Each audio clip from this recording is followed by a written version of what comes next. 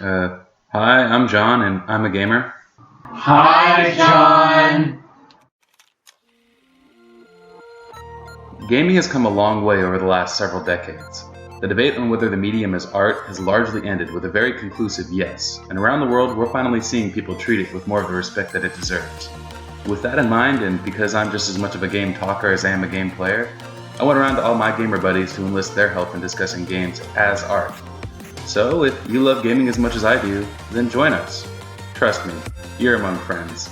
Listen in as we discuss the themes, gameplay, and whatever else comes to mind. It's like a book club, but gaming. Today's topic? Stardew Valley.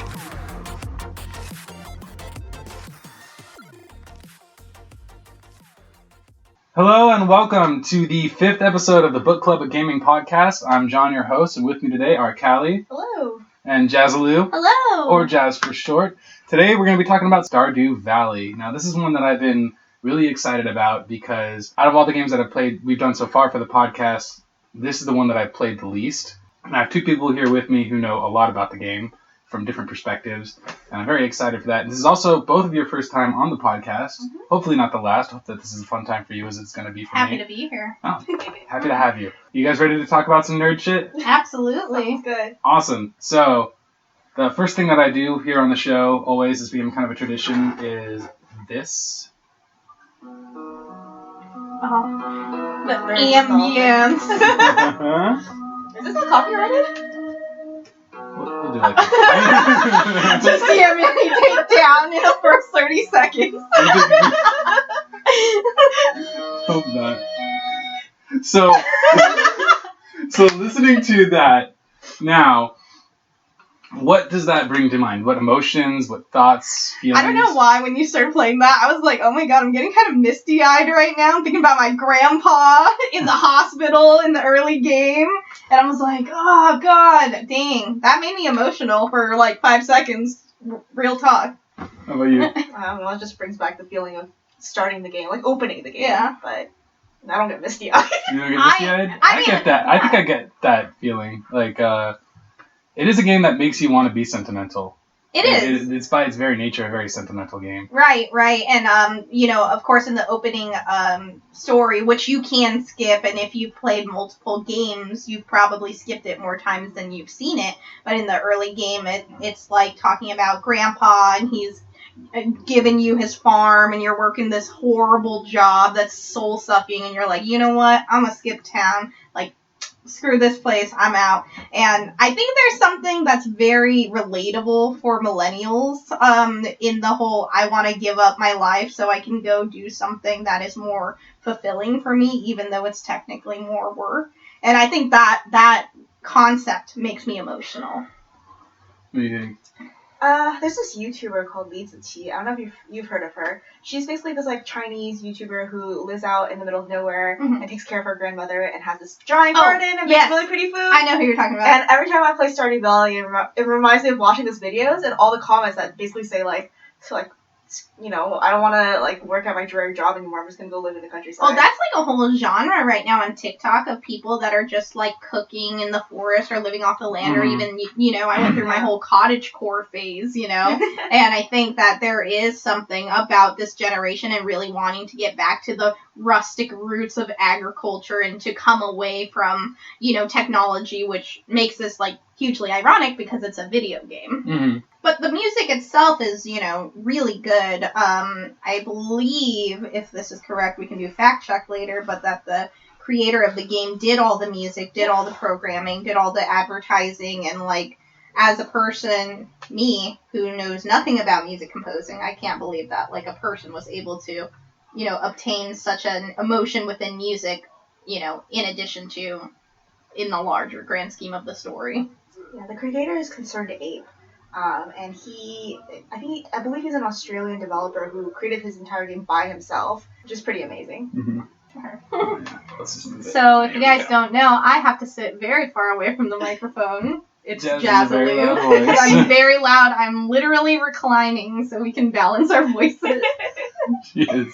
And we're in my tiny room. This is the first time we've ever recorded an episode in this space. Ooh. I know, right? We're going to see the acoustics might not be the same. It might sound like a different quality from the other episodes, but the discussion is what matters, right? Absolutely. Yeah. Content is king, right? Mhm. Yes, exactly.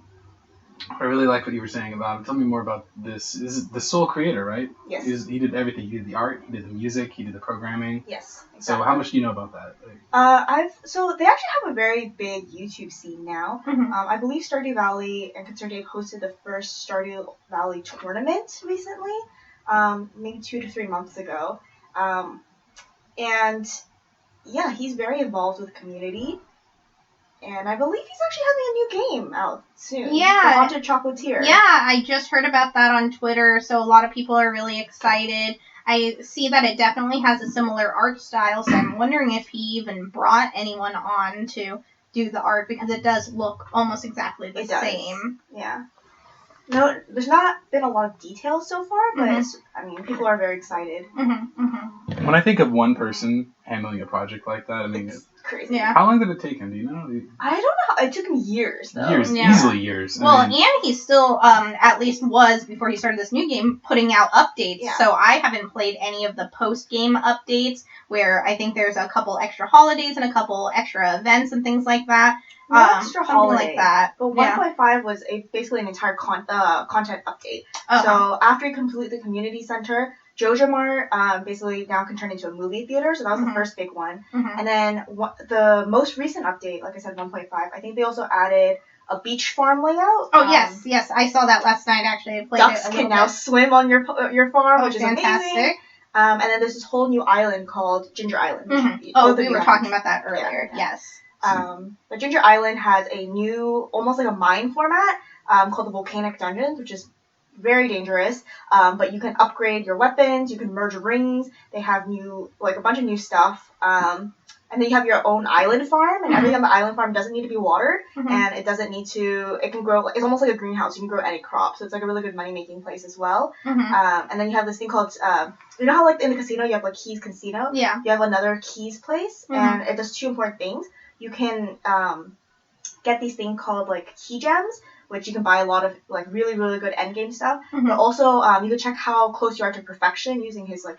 Oh, wow. Yeah, so like there's a little thing that you can click on, and you can see how much you've actually done and how close you are to perfection, which is Yeah. the ultimate goal. that's the interesting thing to me about this, because I've never played this game with the mindset of like there's an ending, there's a point where you could say I'm done, Right, like I've done everything. But to think like you could actually say what perfection is in Yeah. terms of that game, what does that mean to you both? Like, how would you perfect a game of Stardew Valley? Well- and does that kind of defeat the purpose of having so much autonomy? I mean, yes and no. I think that the completionist mindset in video games is usually seen with console gaming and Steam gaming specifically, because you have achievements, right?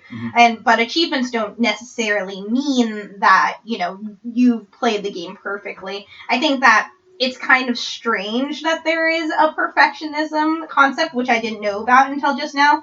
And had I known that from the start, I might have had a completely different gameplay, because it is important for me to hit those achievements, to complete that goal, to touch every crop, finish every bundle, and knowing that early game would probably not be as enjoyable. But now knowing that late game, I now have options for different ways that I can play it. I think the thing about having a perfectionism, it's not like time based. It's not like early game you have to do this in order to be perfect. It's more of this is everything you can do in the game, and once you get to late game, for Stardew Valley, like you were saying, there's not really any big goals anymore.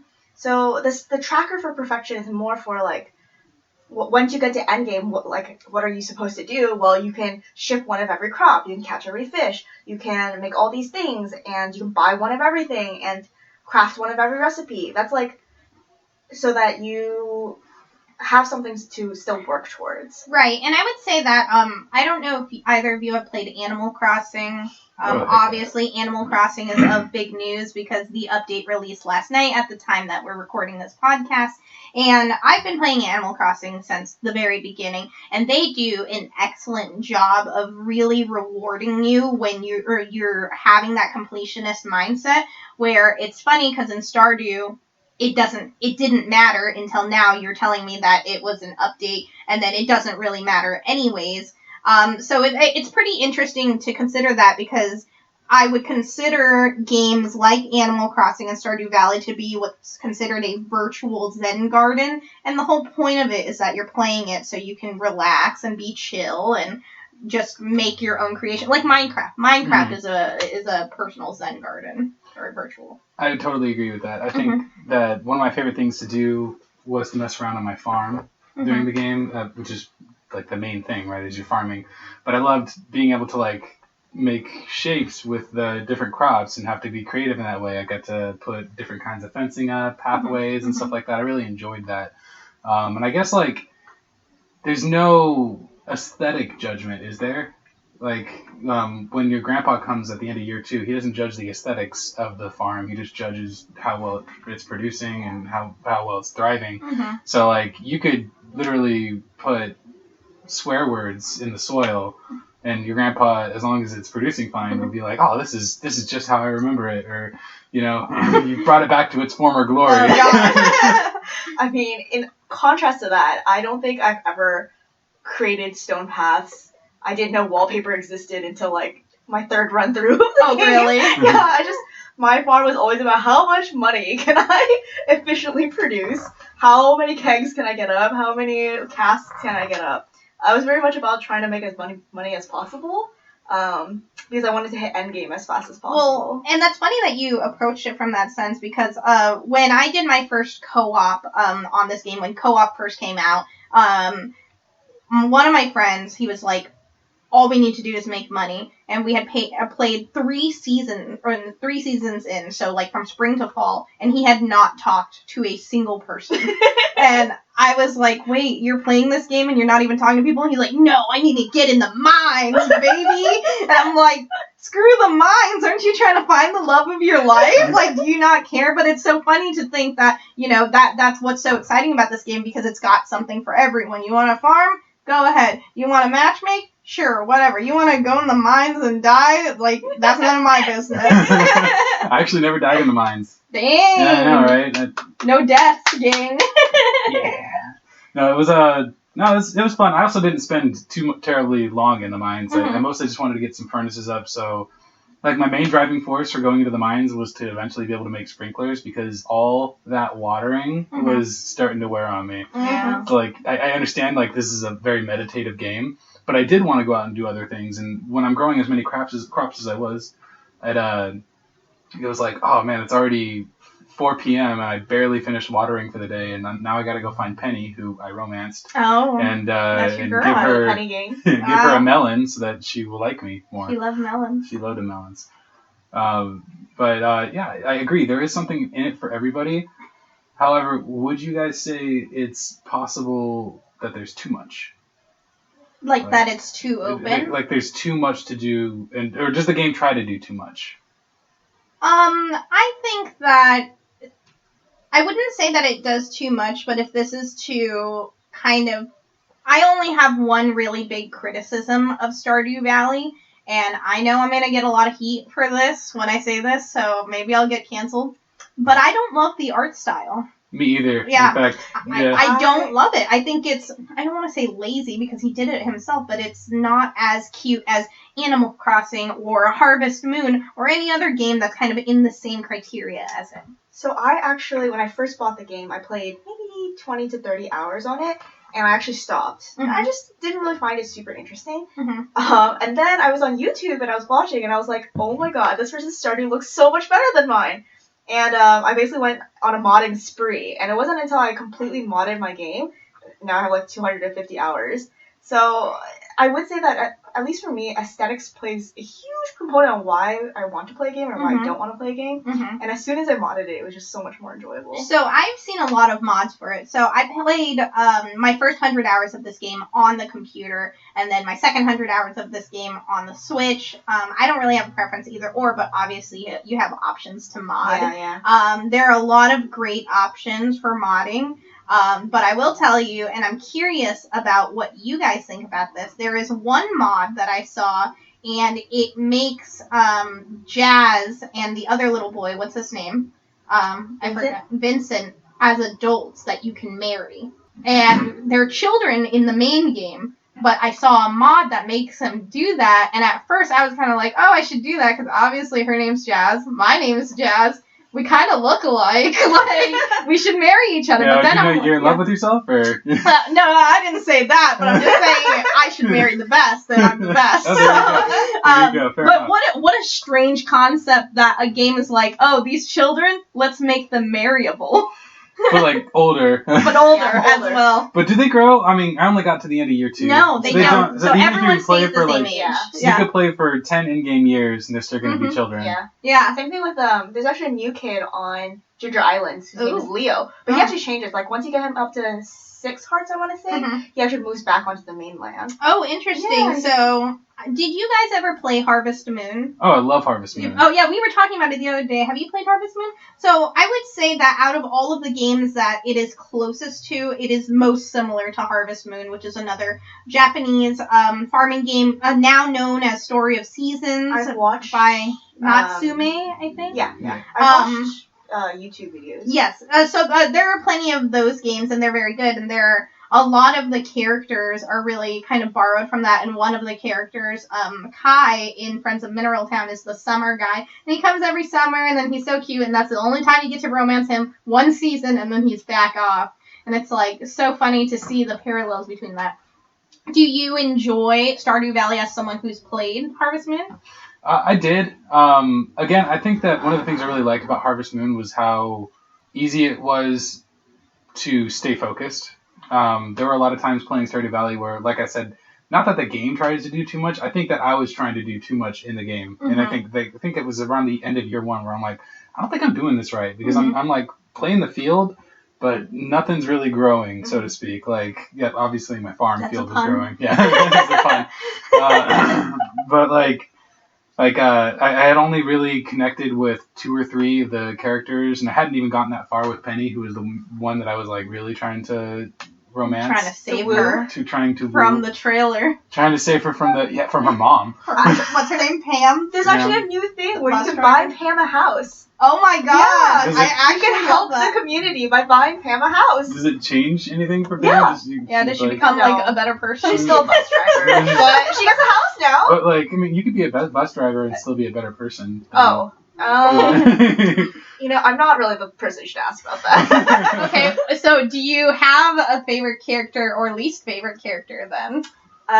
So once I got the mods, I modded all of the portraits as well. If I could cut in real quick, we were talking about the aesthetics, and I did want to say, environmental aesthetics, really great job. Really great job. What do you mean by that? Like the way the landscape looks and like the trees look and all that. Let me tell you, there are some really great mods that make it so that your grass turns into flowers and all the trees have pastel shades and like instead of that bright yellow, everything is muted pastel. Your buildings can be Victorian. Trust me, there are some mods. The housing mods are really cool. Yeah. I would be really most interested in the portrait mods, because those are the places where, like, when I first saw some of the portraits, I was like, damn, you busted. I don't want to say it like that. I'm just saying. There's I think the really famous anime, I think the Oho anime, it's really highly rated on the modding platform. It's not just that they're nicer looking, but they're so much more expressive. They have like different facial expressions depending on like if Haley's disgusted at you or if Penny is laughing with you. It's like it just adds a little bit more life into the game. I agree. I think like the animation is a little bit soulless, so to speak. Like during the time that Stardew Valley came out, a lot of indie games were really kind of coming to popularity, and they were making these incredible games with incredible storylines, but the visuals were just basic. Like Undertale, for example, was pretty popular at the same time Stardew came out. One of my favorite games of all time, but it is just pixels, right? And I'm not saying every game needs to be lifelike or every game needs to be anime style, but it's a visual medium, and that's important to me personally. And you could have very basic building blocks. It's how you put those building blocks together. Like we brought up Minecraft earlier, and I think that's a perfect example because people can make some very beautiful things even in the very basic unmodded version of Minecraft. It's all about how they're arranging the same blocks over and over again.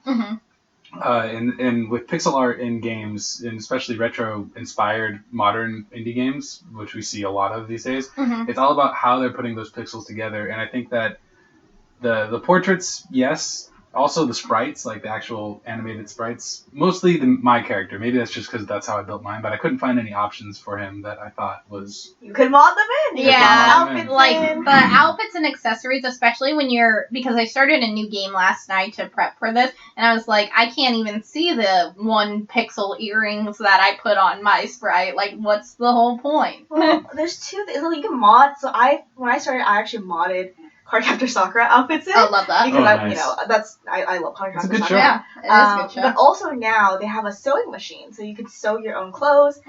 So there's these really cool ones where your hat changes color, your shirt can change colors, and it's like rainbow color, and there's a bunch of fedoras and hats and stuff. But there is something to be said about, is a game really good if you need to mod it to like it? Oh no, you can either mod the outfits in, or you can go legit and create your own outfits. Right. Oh, But you know what I'm saying, right? Yeah. Like there are plenty of games that people hack and mod, and it's like, is the game really enjoyable if you feel like you need to do that? And it depends, right? Because lots of people mod The Sims, most of them for adult reasons, but also so you can do a lot of really crazy things. But Sims itself is a creative game as well, and I think that creative games will always inspire creative solutions, therefore mods. I think this is similarly a creative game. I don't know so much that... Because I played it on the Switch, which means I played it with no mods, 0 mods. Exactly. And I still enjoyed myself. I think I adjusted to the portraits somewhere around the end of year 1. There were a couple that were more inviting to me early on, like Penny or Leia, I think, the carpenter. Oh, yeah. Is it Leah? Is it Leia? I call her Leah. Okay, so Leah, I actually wanted to romance her, and then she's little married. wrist lady. So now that, we know your lovers, I suppose, we could talk about your lovers. I'm like those basic girls. I wooed Sebastian. Oh my god. Oh my god. But I ended up marrying Harvey. The doctor? To marry Harvey. Yeah, wow, of course you would. I wooed Sebastian all the way up until I had the modded portraits. And then I saw Harvey on the modded portraits, and I was like, oh. He's got a job. And his beard is gone. But you don't like the beard? What? You don't like beard? Real quick. So before we started recording, Ichigo and I were talking about how in our main games we have 10 hearts with all of the bachelors and bachelorettes. And John, if you don't know, you get a special little cutscene if you do that. And it's essentially all of the women being in town being mad at you for being, trifling. And it's very funny. It's very funny because it shows this kind of human element to it, where I believe there are also jealousy points in the way that there are friendship points. And if you give another girl a gift or something, sometimes that'll decrease the friend level with one of the bachelors, I think. I don't know. But I think that it's, that's pretty funny, and I enjoyed being able to see everyone's heart events, so that's the reason why I had gone 10 hearts with everyone. I think it's so funny when people are like, ooh, oh no, Shane. Everyone loves Shane. Really? The alcoholic guy. The bad boy. The bad boy. I raced to get hearts with Shane so I could get blue chickens. Yep. So you used him, is what you're saying. My bad. You used his emotions so you could get a blue chicken. Yeah. Wow. No, I don't blame you. They're so cute. Oh, I agree. I have blue chickens too, and I'm not married to him. I mean, there are many reasons to love somebody. Yes. Like, for me, I want to take you away from all this, Penny. I want to get you out Mine of this. is Haley, because no one understands Haley like me. Like, we're both stuck in this farming town with a one store. Like, wish there was a mall nearby, and there's only this Joja Mart, which is probably like a Walmart that no one shops at.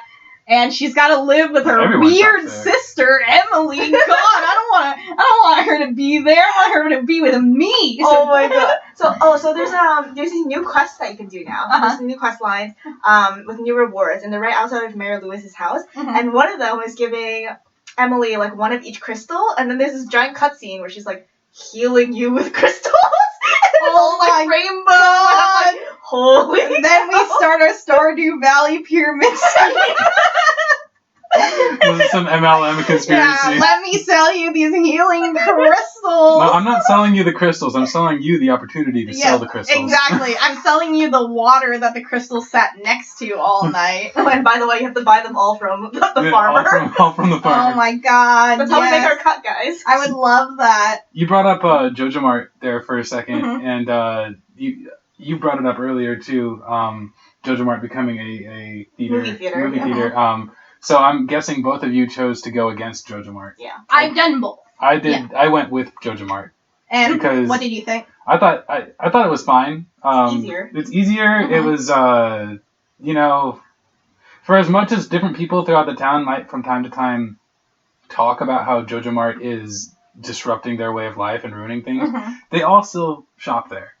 I mean, it wouldn't exist if people they didn't. weren't. Yeah, there's a reason it's there, and it's sort of, to me. Wait, I was trying to figure this out earlier because I only played through the beginning once. But is Joja Mart the company that you were working for at the beginning? I think it is. Yeah. I think you work in the corporate. I want to say, or it's an implication that you do. And to me, it's so funny where it's like, I'm doing my own thing, but that doesn't mean I necessarily hate the company. I just didn't like my desk job. Right. So it's like, I did not do anything with the community center. I was fine with it becoming storage and not having it really matter to me. That's just this playthrough. I plan on doing another playthrough. The community center based gameplay is very rewarding. I will say that that is the part of the game that makes me feel the most fulfilled when I complete it, because it is such a pain to do, but it really allows you to kind of explore all the parts of the games that they want to, because they want you to go in the mines, they want you to fish, they want you to grow crops, they want you to, I think, raise livestock, and it's a really great way to structure out the game if you feel like the game is too large. And maybe that's kind of one of the reasons you were coming away with that feeling, because with Joja Mart, all you have to do is pay money, if I recall, which money at all costs style gaming, which is a totally valid way to play the game, can feel very overwhelming sometimes. That's true, and I think in that way it did start to feel a little bit like the, especially the early, I think all Animal Crossing games, where at a certain point you hit a wall of where it's like, okay, I have this insurmountable debt or money mark to get to, and I could get to it in a million different ways, but I still am just watching the same number go up and up and up until it gets to where I need it to be. I could see that being, I guess that did sort of drain on me a little bit. But I just didn't, again, I guess part of me didn't really want to do everything that the game wanted me to do. In particular, I spent a lot of time in the mines just to get, not a lot actually, just enough to get the sprinklers and some furnaces and some ores and stuff like that. But I didn't enjoy the combat. Really? Yeah, I thought the combat was very lacking. And to me, it's like there are a lot of games that are mainly that, and then they throw in a little bit of farming and life simulation, and it works great. To me, the combat being secondary to everything else, the mechanics felt a little clunky.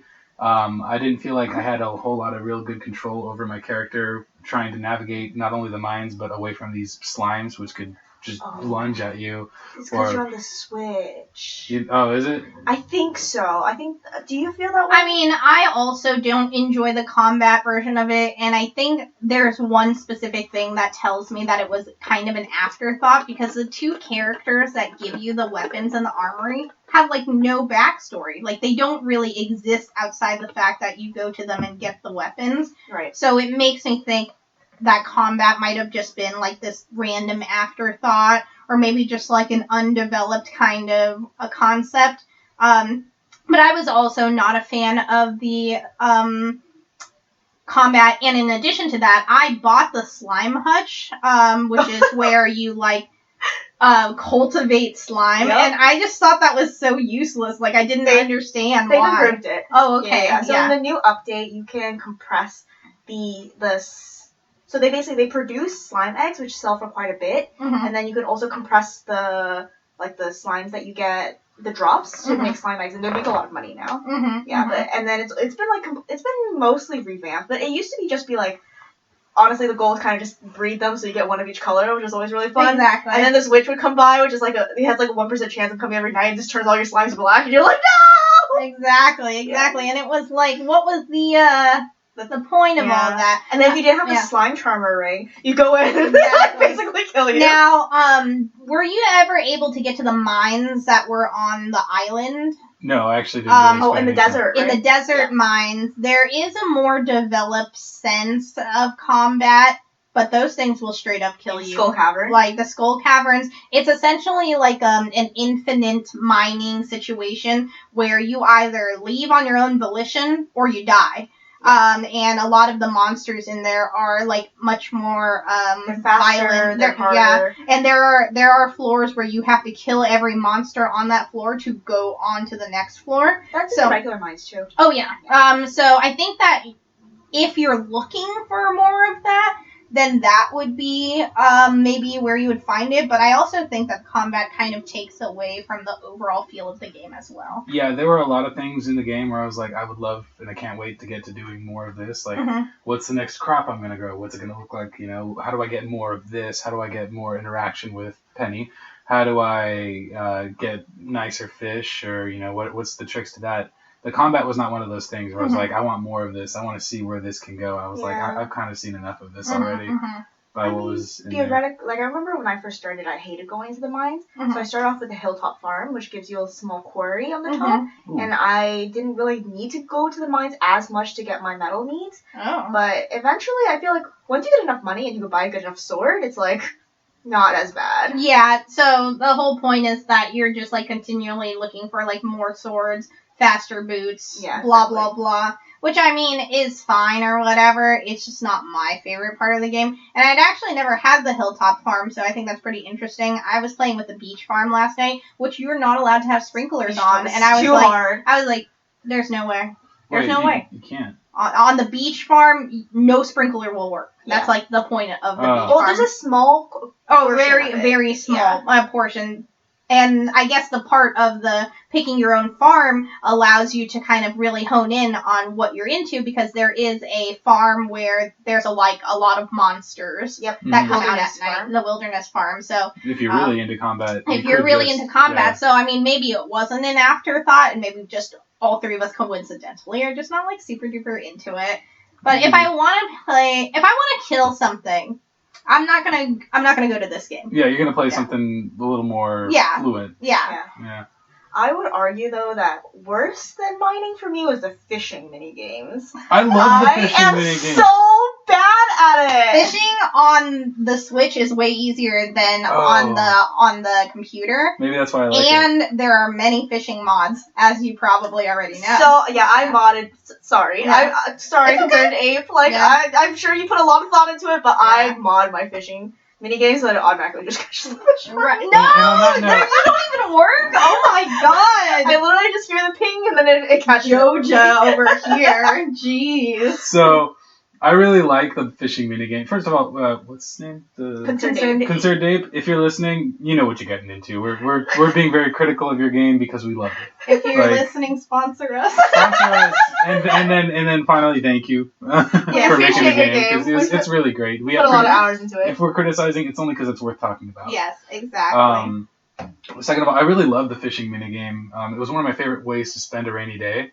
Was okay, my farm's taken care of. I don't have to water anything. I'm gonna go on the docks and fish in the rain for a little while. And there were times where I would even turn the volume down and just put on that "Sitting on the Dock." The song. You and Willie can go fish together. Like, you know what? I'm just gonna sit here and honestly, I got really into it. And then there were times where like the really hard fish, were like really going up and down. And I was like, I would get frustrated, but I didn't stop. I was like, I want to finally catch one of those. And they have legendary fish that are like super, super hard to catch. Nice. I don't think I ever got any of those, but I did like the marlins, I think. Is that what it is? There's no marlins. Not marlin. It's like a really big...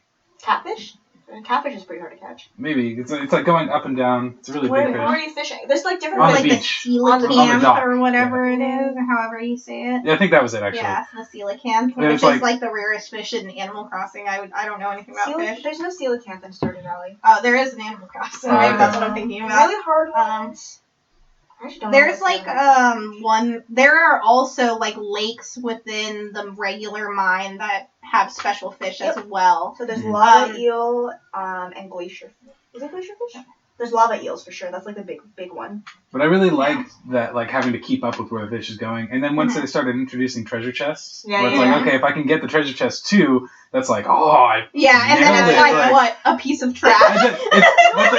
But the real treasure is the sense of accomplishment. True. What did I get? I got like some. You can get really good things. No, you can, but something is like broken glasses. Or what I think is so funny is that you can get a can of Joja Cola, and it's like, if I pulled a can of cola out of the ocean, would I drink it? Because you can drink the cola that you fish out of the ocean. I'm like, would I do this in real life? If it's sealed, would you do it?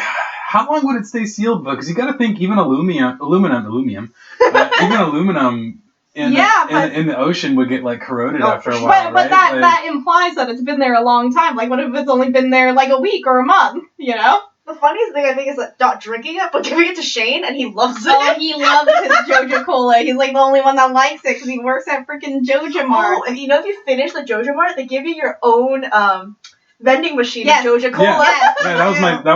That was my jam. I was That's super excited sick, about honestly. that. I never really even drank the Joja Cola until I got the vending machine. I was like, you know what? That's how they get you. That's how they get you. They give you an unlimited supply. Exactly. And you're hooked for life, which is not really a problem. A new ring called the Java ring, and every time you kill monsters, there's a high chance that they'll drop coffee for you. Ooh. So you can just basically like continuously be hyped up on coffee and have like Interesting. triple speed. It's amazing. Interesting. I was surprised coffee wasn't a bigger part of the farmer lifestyle. Oh, it's pretty big. Well, but bigger. I mean, like, I was expecting it to be, like, there from the very beginning. Like, one of the first things you have is, like, you wake up at 6 a.m., you get your cup of joe, and then you hit the fields. Like, have you guys ever played a Littlewood?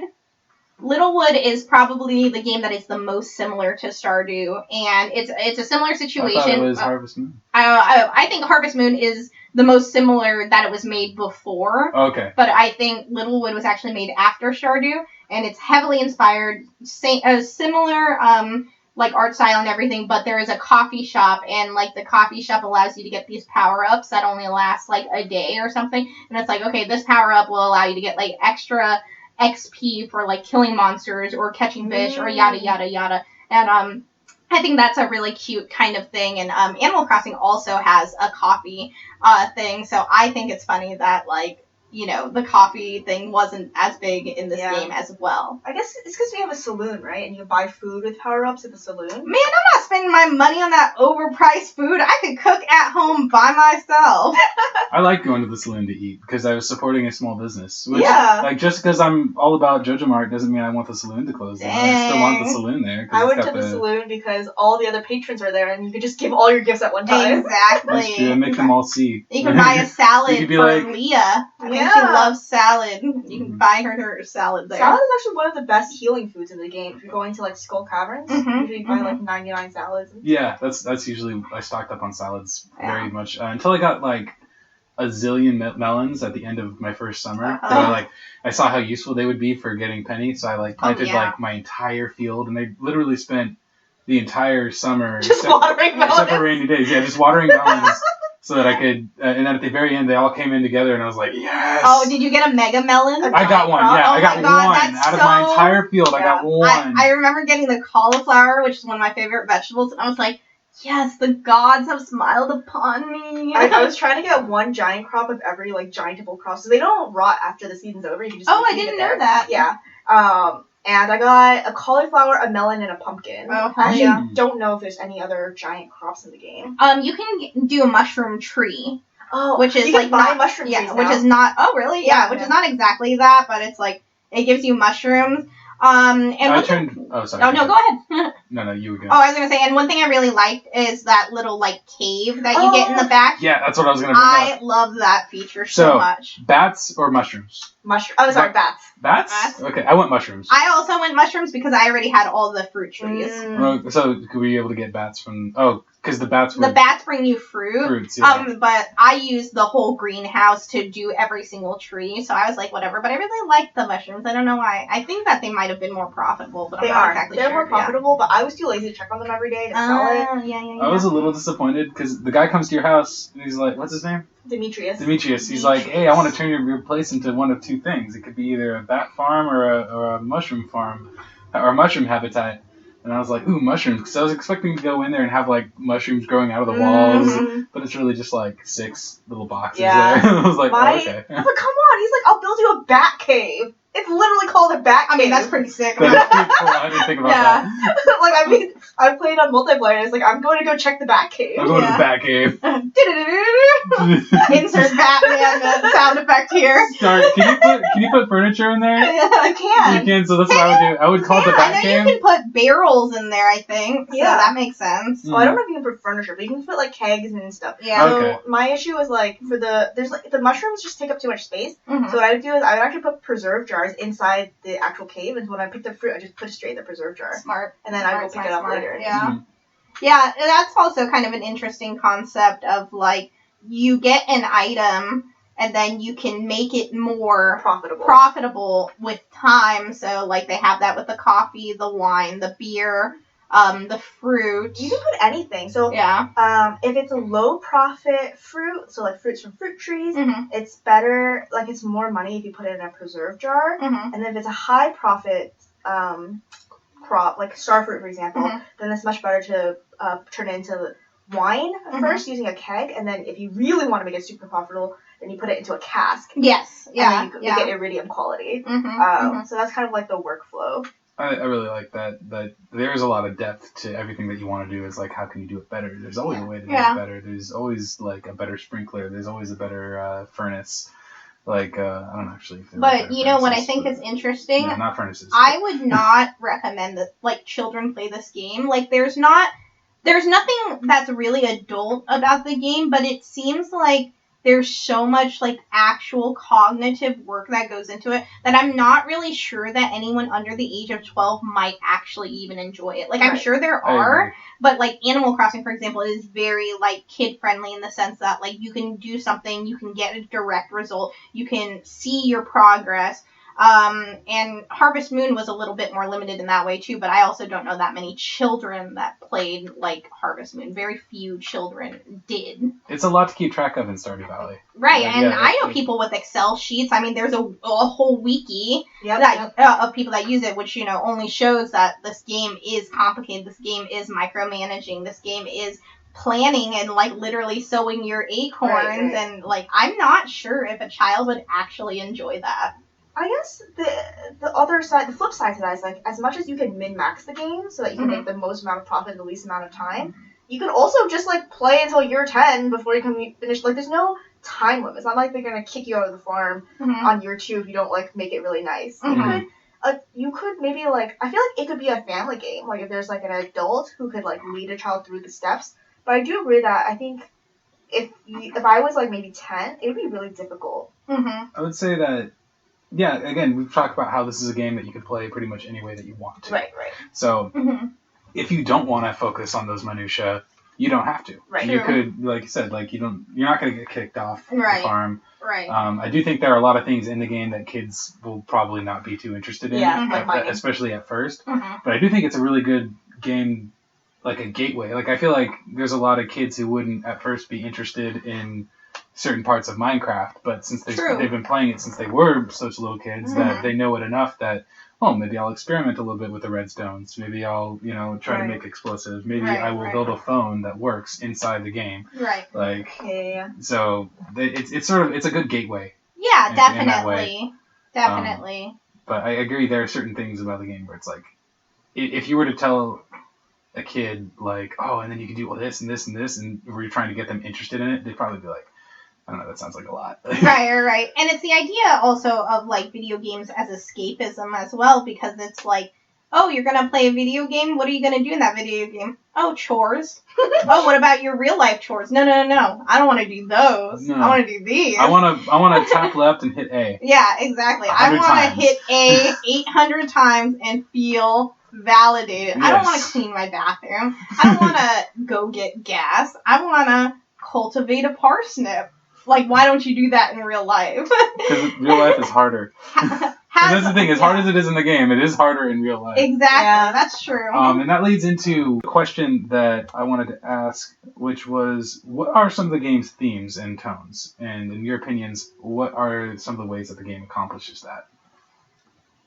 I would say that one of the main themes of the game is love. Like, there is a huge matchmaking component, and there's a huge, concept that being married and having a baby is part of the game. Certainly, you don't have to do it, but I think that everyone knows that is where a lot of the charm comes from, because if you decide to play this game and you don't decide to actually pursue anyone as a romantic partner, you really lose out on, a lot of heart events, a lot of stories. Like, for example, if you don't do that with Shane, you don't get blue chickens. And I think that, love and matchmaking in a game is something that I like to see, and I think that's a really important part of it.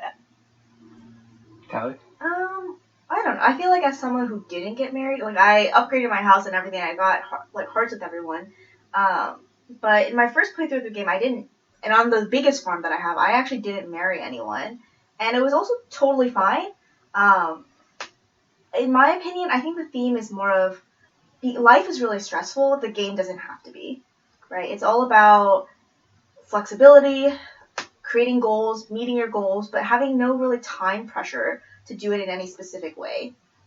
So, one of my goals could be, getting to floor 100 of the Skull Cavern, and I can take as much time as I want to get there. And I feel like in many ways that's different from my real life, where if I have a goal, it's there's always a time limit for which I need to complete that goal. So it was very relaxing for me. I'm not sure if, what I'm saying makes sense, but I think the theme for me for Stardew Valley is just almost like relaxation. Mm-hmm. You can do whatever you want within any time frame, except for giving gifts. You have to give gifts on certain days for birthdays. Mm-hmm. But if you miss a birthday, or the quests, right? If you get a quest and you don't complete it in 2 days, totally fine. There's no penalty for it. And all the important ones don't have expiration dates. Exactly. Yeah. Mm-hmm. It was very relaxing for me. I like that. I like both of those answers. I think I would say splitting the difference a little bit. To me, the main theme is something that we actually talked about at the beginning of the episode, a simpler life. Mm-hmm. You were talking about escapism. Mm-hmm. We were talking about how it's ironic that you play a video game that promotes going away from technology and kind of going to a more rudimentary lifestyle. And I think that is the driving charm behind the game, is you are leaving the city, you are moving to your grandpa's farm, and you're just going to make the most of it. Whatever that means for you is what it means for you. Right. But I really think, to that point that we talked about earlier, I do think it's a little bit ironic. The game really wants you to think about a simpler life, a life away from technology, but by virtue of being a video game, it is technology. Mm-hmm. Everything that it does is done through the scope of playing a video game, not doing actual chores, not doing gardening. There's like certain probabilities, like, yeah, a crow might come down and eat one of your crops, but like that's a dice roll. That's not like one of just a billion things that could go wrong with your garden in the real world. Right. Like, as long as you're watering your plants every day, which is not how actual gardening works. You don't water every plant every day in a real garden. But as long as you're doing that, as long as you have scarecrows up, you're going to be fine, like, for the most part. And I feel like in Stardew, there's a lot of random chance. Like your luck every day can be very different. Mm-hmm. But there's also a lot of concrete certainties, which is also really nice. Because, like you mentioned, in real life doesn't work like that. No. There's no, Right. like, concrete certainties. But I think that's the thing about all gaming, right? Mm-hmm. So I feel like that's a lot of the reasons why people get addicted to games and people love games so much, because there is that concrete certainty of progression Mm-hmm. that just doesn't exist in real life, unfortunately. no. Yeah, there is an algorithm to success in Stardew Valley, which I think is funny when we were talking about competitions for Stardew Valley. Well, okay, how are you gonna speed run Stardew? Okay, first one to 1 million monies wins, and There's a bunch. right, and like you said, in real life we don't, like, there are some things that you can do in real life that have, very accurate kind of algorithms to, being successful, but then, you can never truly be certain, and you can't reset real life. You can't, just hope that, that everything's going to be okay and all right just because you gave a gift to a person twice a week, and that's how you make them love you. That's not how that works in real life. I know, and like if you in Stardew you plant 100 pumpkins, you know you're gonna be rich at the end of the season. Like, Exactly. 100 pumpkins are a lot of money. Like, Well, why am I not planting 100 pumpkins right now in real life? well, what if they rot on the field? Exactly. There's always that, like, uncertainty, and I think that that's kind of the big, point. Like you said, that's the big drawing point of this game. It's that this game will give you every opportunity to feel good, and you have to do very little to feel good about it. Like, having your first crop harvest when you're playing the game for the first time, and like a week passes in the game and you're like, oh my god, my first parsnip. That's a moment right there, and it makes you feel good. Like, I did that, and now I get to sell it, and you instantly get money, and that's not how in real life either. I can't just give someone a parsnip and be like, money please. see some kind of quantifiable, like, oh, look, this person likes me that much more. Yeah. Let me pick up the shell and throw it in a box. Tomorrow I'm $20 richer. Oh, yeah. Chuck a strawberry at, like, Maru's head. Who takes it? Who pays you? I don't know. I don't care. I thought it was a magic box. One thing that's really funny, I don't know if you know this, but in the older Harvest Moon games, you could abuse your animals, and in this game you can't. So, like, if you had a tool out and then you accidentally, like, hit your cow with it, it would be upset at you and it wouldn't give you milk the next day. Oh, no. And, like, I'm really glad they took, they didn't have that in here, because it's so easy to do that, and then you feel like a horrible person because you just abused your cow, and, like, Get a little squiggly. Although you can neglect your cow. Yes, Yeah. you can. So there's that kind of abuse. Which reminds me, if you need another mod, there's a mod called Better Ranching, where each of your animals has a little pop-up on it that shows you if you've, like, liked them today, if you've patted their head today, and if you've, like, if they're ready to be milked or sheared. Which just makes it so much easier, because I could never figure out if my sheeps needed shearing, or if, like, I needed to milk my cow, or if I, like, sometimes I, like, try to pet them, and then I pet them again, and... I don't know if all you cows look the same. I know!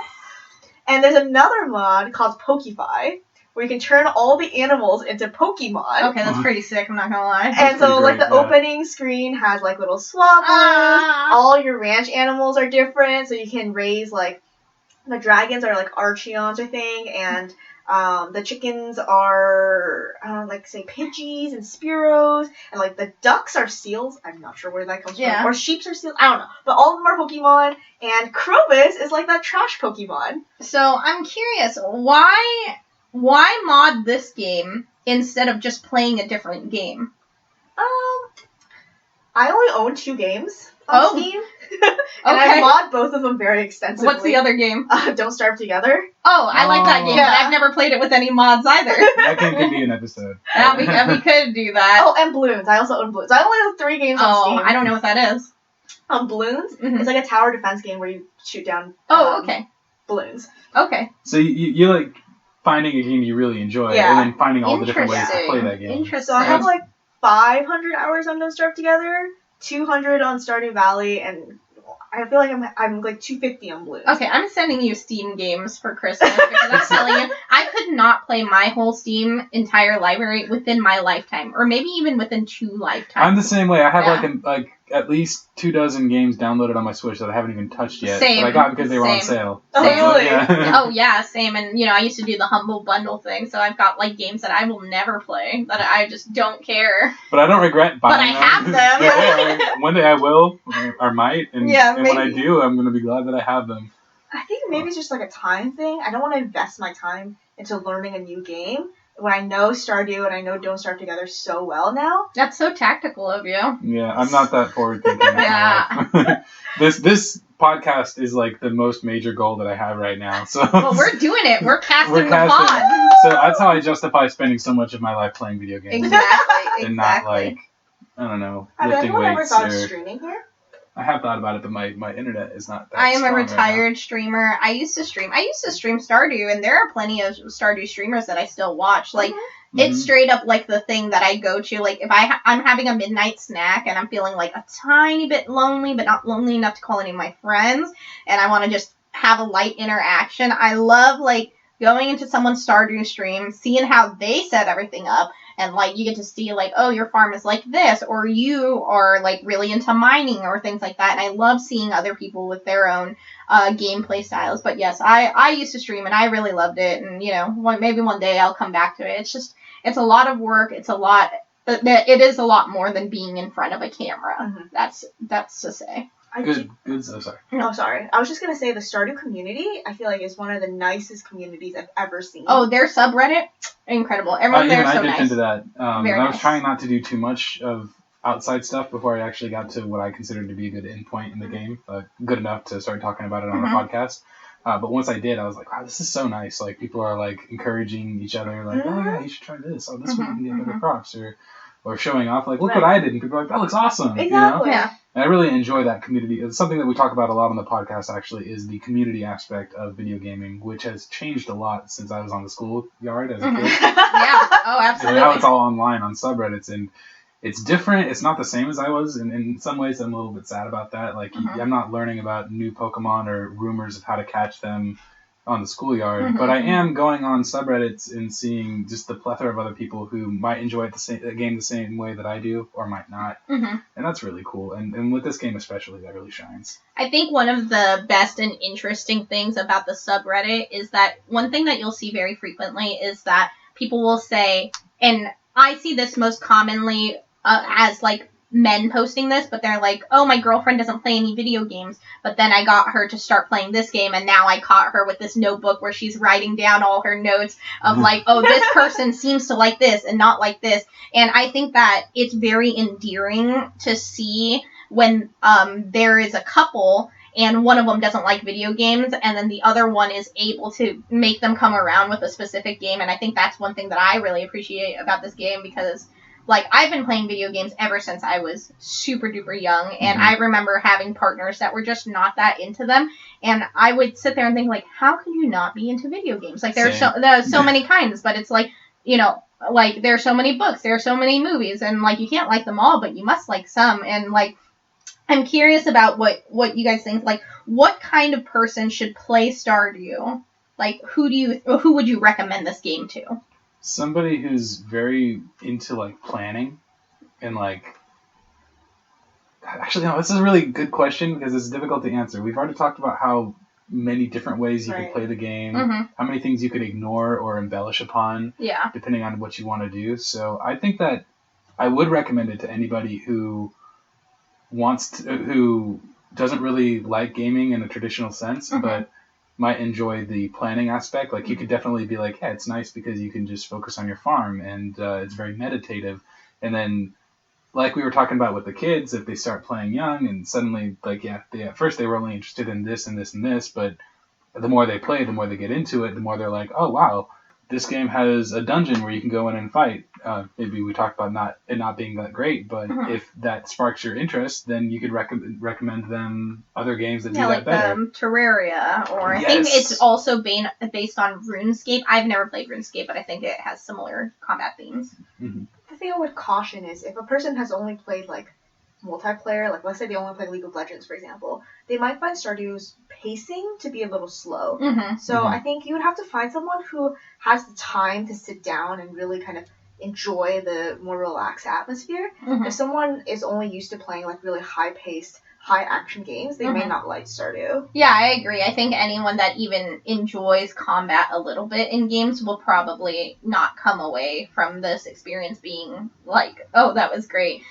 It is very slow, it is very meditative, and there's not a lot of games like that because, you know, when you're thinking about games, you're thinking about adventure, you're thinking about winning, you're thinking about, like, gaining money, and you do gain money in this game, but in a very subdued way. Not like you could have a million, I was going to say bells, whatever the dollars are, million monies, and still, like, live in your regular house with no upgrades or anything, and no one would know. I actually had the most basic house until for so long, and I only upgraded it because I wanted a basement to have gas to make more money. Exactly. On that note, what does the passage of time in game, or how does it affect your perceptions in the game? Like, what did you think of the way time passes in the game? So I think because there's a passage of time, I remember I would always want to stay up until midnight doing stuff, even though I could sleep at 2 p.m. and, like, I wouldn't miss out on anything. But I remember being like, oh, it's only, like, 3 o'clock. I need to go, like, chop down some more trees to make the time worth it. But there's no end goal in Stardew. Like, I could sleep every day for, a year, and nothing would happen. So I'm not sure why I was so, like, gung-ho about staying up until midnight every night, but I think because there's a passage of time, I wanted to make use of every minute of it. See, I think that the passage of time is very stressful. This is something that I think about in games a lot, especially in Majora's Mask. That's one of my biggest things I didn't like about it because I felt like the time was so stressful. We can talk about that later. You're going to be on that episode because we're going to have that conversation. But in Harvest Moon, if you're inside of a building, time doesn't pass. And I thought that would carry over onto this game, but it doesn't. And it makes me feel immensely more stressed out. And on top of that, you've got your stamina bar, right? And this is so toxic, and I kind of do this in real life too. I was like, I need to be on the brink of death exhaustion before I go to bed. Same. And I do that because I want to, like you said, make the most of every minute of every day because tomorrow I will get my energy back and do the same thing over again. So I think that the passage of time is funny because I would hate it if, like, it's 3 o'clock and I have no energy because I just had to water my 18 million melons. And then, oh my god, I have to eat. What a freaking, how terrible. I have to eat so I can have energy. That is so stupid. Why would someone have to do that? And you also hoard I was, like, hoarding all of my, I should have just drank all of my energy tonics or something, but, like, I would, like, hoard them, like, what if I need them? I love hoarding items. No, I need to have 10 melons on me at all times just in case someone asks me for them in the middle of winter. Who knows? So there's this phenomenon in gaming where, like, you're afraid of not seeing everything in a game. Yes. I call that side quest FOMO. I think we need a name for that FOMO of using an item that you're worried about needing later. Because I do that in every game. And I get to the end boss and I'm like, well, I have, like, 200 times the amount of flamethrower ammo that I actually need. Probably. Same thing in Pokemon, right? I always have a bunch of money, all my elixirs are still there, all of my, like, max revives are still there, because I never want to use them. I think in The Last of Us was one of the funniest ones for me. Just a quick that I tried, because I got all the way to the end of the game without using a single bit of flamethrower ammo, because I was thinking there was going to be, like, a giant boss or something at the end. And then there's this part at the end where you're basically just running down a bunch of, like, dudes, like, in the hospital or whatever it is where the fireflies are. And then at the end I'm like, wait, this is it? And the friend that I was playing with was like, yeah, this is it. You just didn't use your flamethrower on anything. And there's, like, one last optional, I think it's optional, I ended up killing them, was the doctor that's about to operate on Ellie. And I used the flamethrower on him because I needed to use it on somebody. He's like the most innocent person that you kill in the entire game. I torched. Damn, you be killing.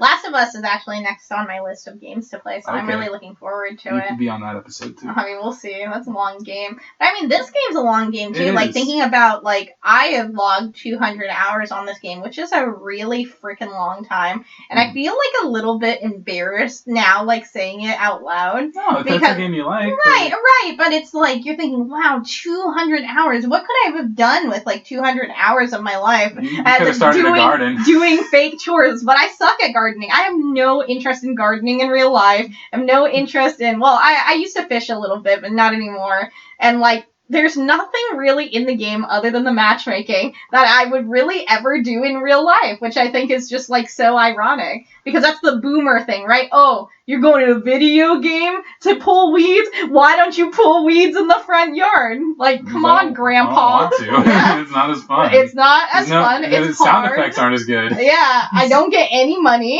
The graphics are really cool, but, I mean, other than there that... are bugs. That's another thing. There is no bug-catching element in this game, which I think is a little interesting. I know, considering how many bugs there are in the game, because there's butterflies all over the place. Yeah. There's bugs inside the dungeon. I did want to talk a little bit more about the time passage, though, in the game. Oh, please, yeah. One thing that I thought was really interesting was, especially playing on the Switch, sometimes I'll have it in handheld mode and I'll have like a TV show in the background, you know, Yu-Gi-Oh! Or whatever, and I'll be like, oh shit, Blue Eyes White Dragon, and I look away for like however long, a minute, 2 minutes, and I look down and suddenly it's like midnight. I'm like, God, wasted a day. Forgot to pause. You need to have that habit. Like, every time I want to pause, you, like, open up the options menu, and then you're wasting your actual lifetime. Yeah, like, but within this time, you're wasting time within wasting time. So for some reason, to me, that doesn't count as a waste of a day. I'm like, oh, I spent all day playing Stardew Valley. Well, that's great, because I'm going to do an episode on it, so that wasn't a waste. But I lost 8 hours in the game because I had to go to the bathroom so bad. And then I will never financially recover from this. What if it was your only good luck day? But that's the other thing, is time moves very quickly in game. Like, I think it would have been nice if it was just a little bit slower. Like, I bet there's a mod for that. Probably, but every 10 seconds is what, like, every what's 10 minutes in the game? Like, every 10 minutes is, like, 5 seconds. 5 seconds, yeah, 10 seconds. Yeah. And to me, that was just a little bit too quick, versus something like Animal Crossing, where it's like it's real time. one for one, yeah. And so you have all the time in the world to do everything you want to do in a day. But that also led to some really funny moments to me, like taking back my perspective a little bit and just observing it as a game. I go into, like, say, the market, and what's the guy's name? Pierre. He'll be like stocking shelves, and he'll be stocking the same shelf for like 3 in-game hours. like, what are you doing there, dude? Did you fall asleep standing up? Back and forth. Like, so I don't know. I thought it was pretty. It was funny, but I bet if it was a little bit slower, I would have really appreciated that. Yeah, well, and that's the reason why I really like Story of Seasons, Harvest Moon, because it's like everything is similar except for if you're in a building, the time doesn't pass. That's good. So I think that's helpful because it's like I don't have to worry about pausing. I can just enter a building and then leave it there and come back. Or it's like I guess I could like be in dialogue and then set my game down and then whatever, which is you mod it to do that. Right. And you know, I'm also playing on the Switch too, so it's like, you know, it's interesting to think about, you know, console versus PC, and like I don't really think that there's too much missing from either one, but of course you are missing the mods from the Nintendo Switch. I'm sure there's a way to do it, but I don't know how. Me neither. My next question, what is something that we both learned from playing this game? So actually on my most recent playthrough of the game, I sort of just, if I had nothing to do that day, I just started sleeping. And so... That's called depression. I'm just feeling like, so I could like have more stuff to do. So I didn't have to like try to figure out what to do with every minute of every day. And I think that's true of real life too, right? You don't have to be productive every minute of every day. It's okay to just like take an evening off or take a day off. Go fish in the rain. You don't have to. If you don't want to fish in the rain to make more money, then it's fine. You could just go to bed. You could just listen to the rain. You could just listen to the rain and drink hot chocolate. Aesthetically very nice. The music is very nice to just sit and listen to. Yeah. I think philosophically, what I find very interesting about the game that kind of has impacted the way that I interact with the real world is every morning you turn on your TV and they already tell you what your luck is going to be that day. And whether your luck is going to be super extra lucky or super duper bad lucky or just neutral, you still have to go about your day. No one says, oh my god, this is a bad luck day. Better go to sleep and just try again tomorrow. Actually, in speedruns, you can't. I'm sure that people do that, but it really kind of spoke a larger volume to, like, you know, every day I still have to do the things that I need to do, despite, you know, whatever the nature of luck that might be, right? I mean, I have a lot to say about luck because I studied philosophy and I have a whole thing about that, but I think the concept of every day there is a certain amount of luck allotted to you, but despite that, you still have responsibility. I think that in itself is a very interesting and philosophical concept that I really take to heart from this game. Those are both really great takeaways. I think I learned something very similar to what you said, Jazaloo, where it was life just sort of happens. You know, sometimes we walk out and even though you have a scarecrow right there, there's still a crow eating your crop. You know? Been there, done that. God damn it. You know, and you just kind of have to roll with it. Like on Penny's birthday in the first year, I accidentally stumbled upon the dungeon for the first time, and I was like, oh, let me just poke around here for a second before I run and give her melon for her birthday. And then all of a sudden it was midnight, and I'm like, oh, dang it, I missed her birthday. And I could have just reset it. I could have just reset it and started it over, but I didn't. I was, you know, that's okay. You know, I messed up. Maybe she'll forgive me, maybe she won't, but I'm just going to play it through and see what happens that way. Also, there's something to be said of consistency, right? You have to water your crops every day. You have to, like, and if you do water them every day, then you'll get a beautiful crop. I feel like that's something that I lack in real life, is consistency. Like, I work out for 2 days and then I don't work out again. Exactly. I think you're a very consistent person. I will say maybe that not with working out, but yeah. like with other things that are really important. You have a very consistent personality. That's good. I like that. Thank you. But there's something to be said about the value of consistency, and I don't know. I feel like it's very applicable to real life. I think there's also a comfort of habit, right? It's like, if I know that I'm going to spend the first 2 hours of my day watering my plants and feeding my animals, like, I feel better about the next coming day because I can at least predict to a certain amount what that day is going to look like, or at least the beginning of that day is going to look like. And I think it's interesting because one thing that I really love about video games is, like, how dynamic and adventurous and anything can happen at any time, but that's not really the case with Stardew Valley. You do get your kind of, like, little random bouts of luck and things that happen, but every day is generally the same as the last unless you hit some really large life event or hard event.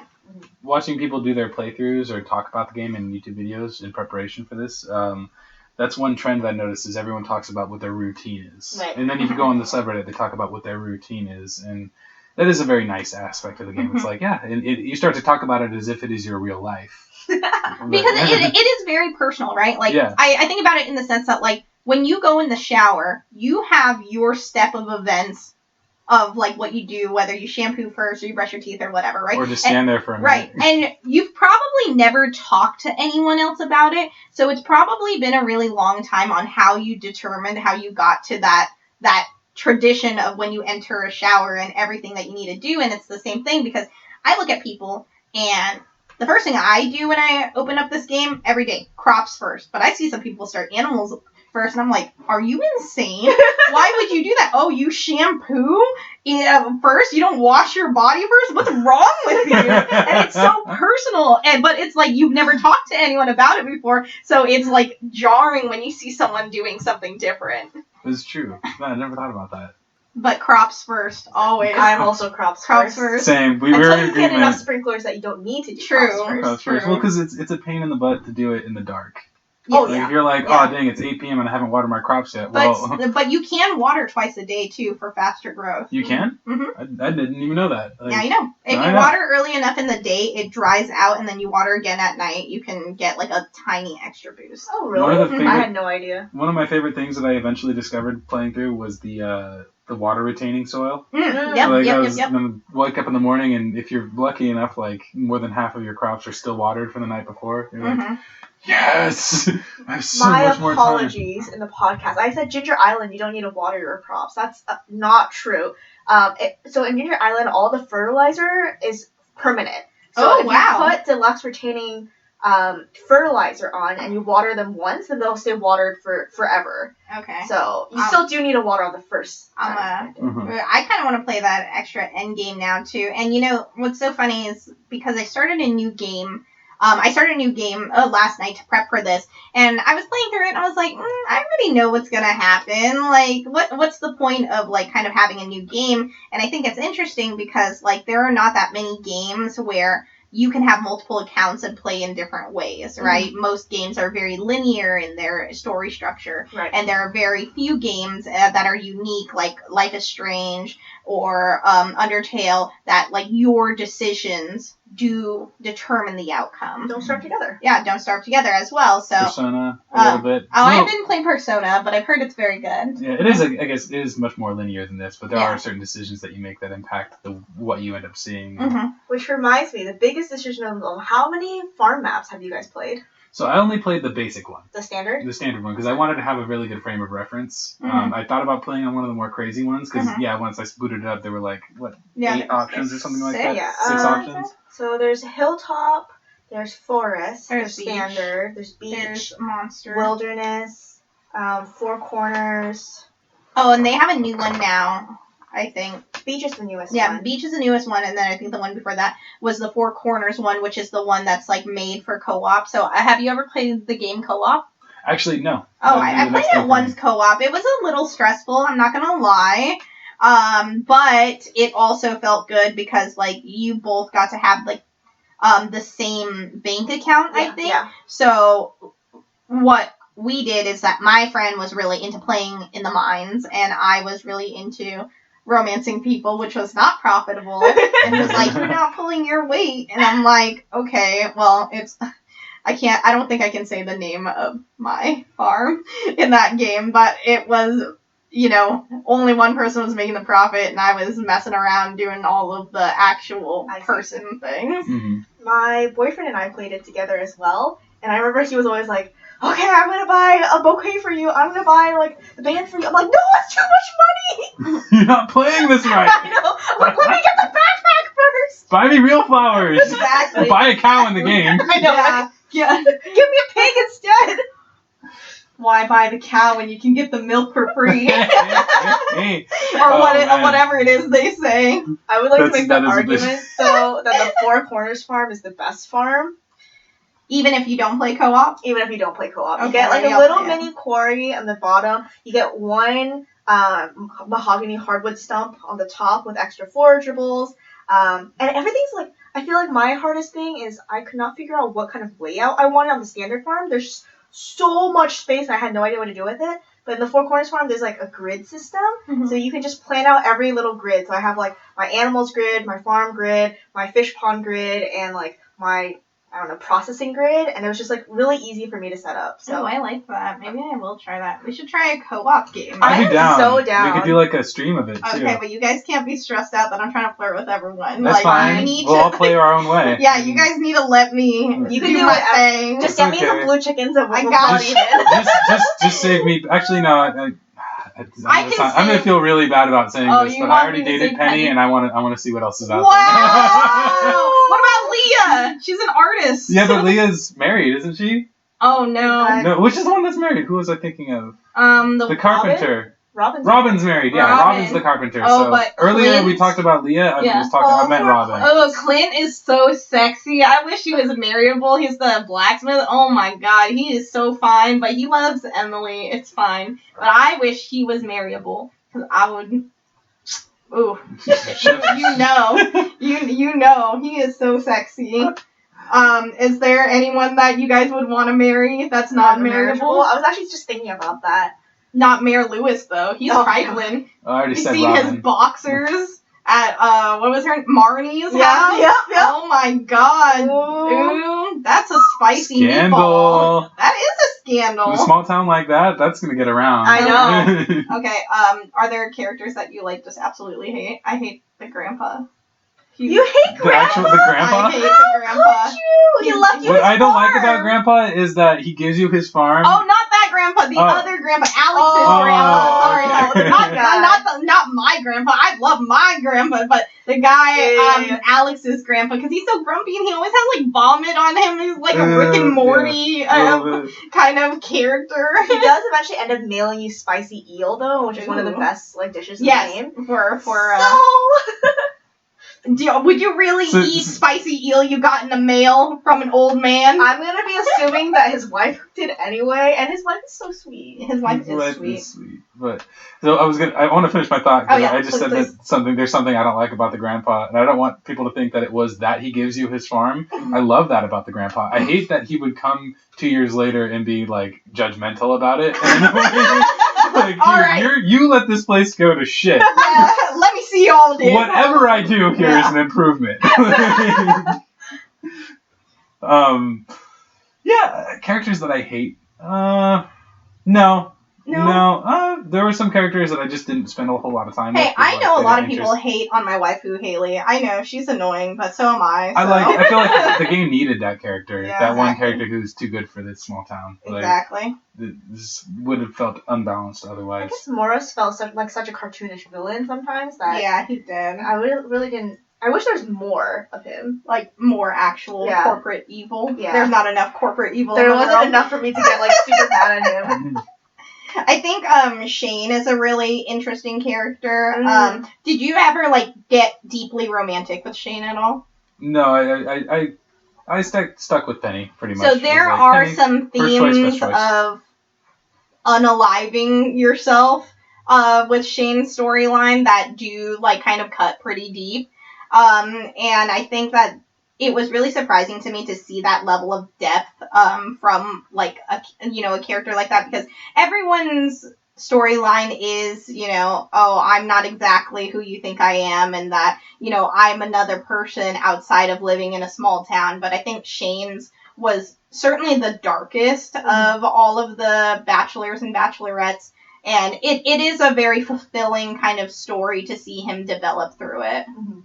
But he is very annoying before you, like, get him to love you. That's a bold move to put in a game like this. Yeah, it is. And I think from what you're saying, it sounds like they handle it with a lot of tact. Unfortunately, I didn't actually get to experience that. So that's something that I will look into. Well, yeah, I highly recommend, out of, like, all of the bachelors and bachelorettes, I do think Shane has the best story. Like, the most worth it, as far as, like, even if you're not going to marry him, you should, that's messed up, that you should pursue him to the fullest extent of the game so you can understand his life story. That's a pretty archaic old world value to think that's messed up. It's okay to enjoy a relationship for what it is. Yeah, exactly. You didn't marry Shane, but you got close to him.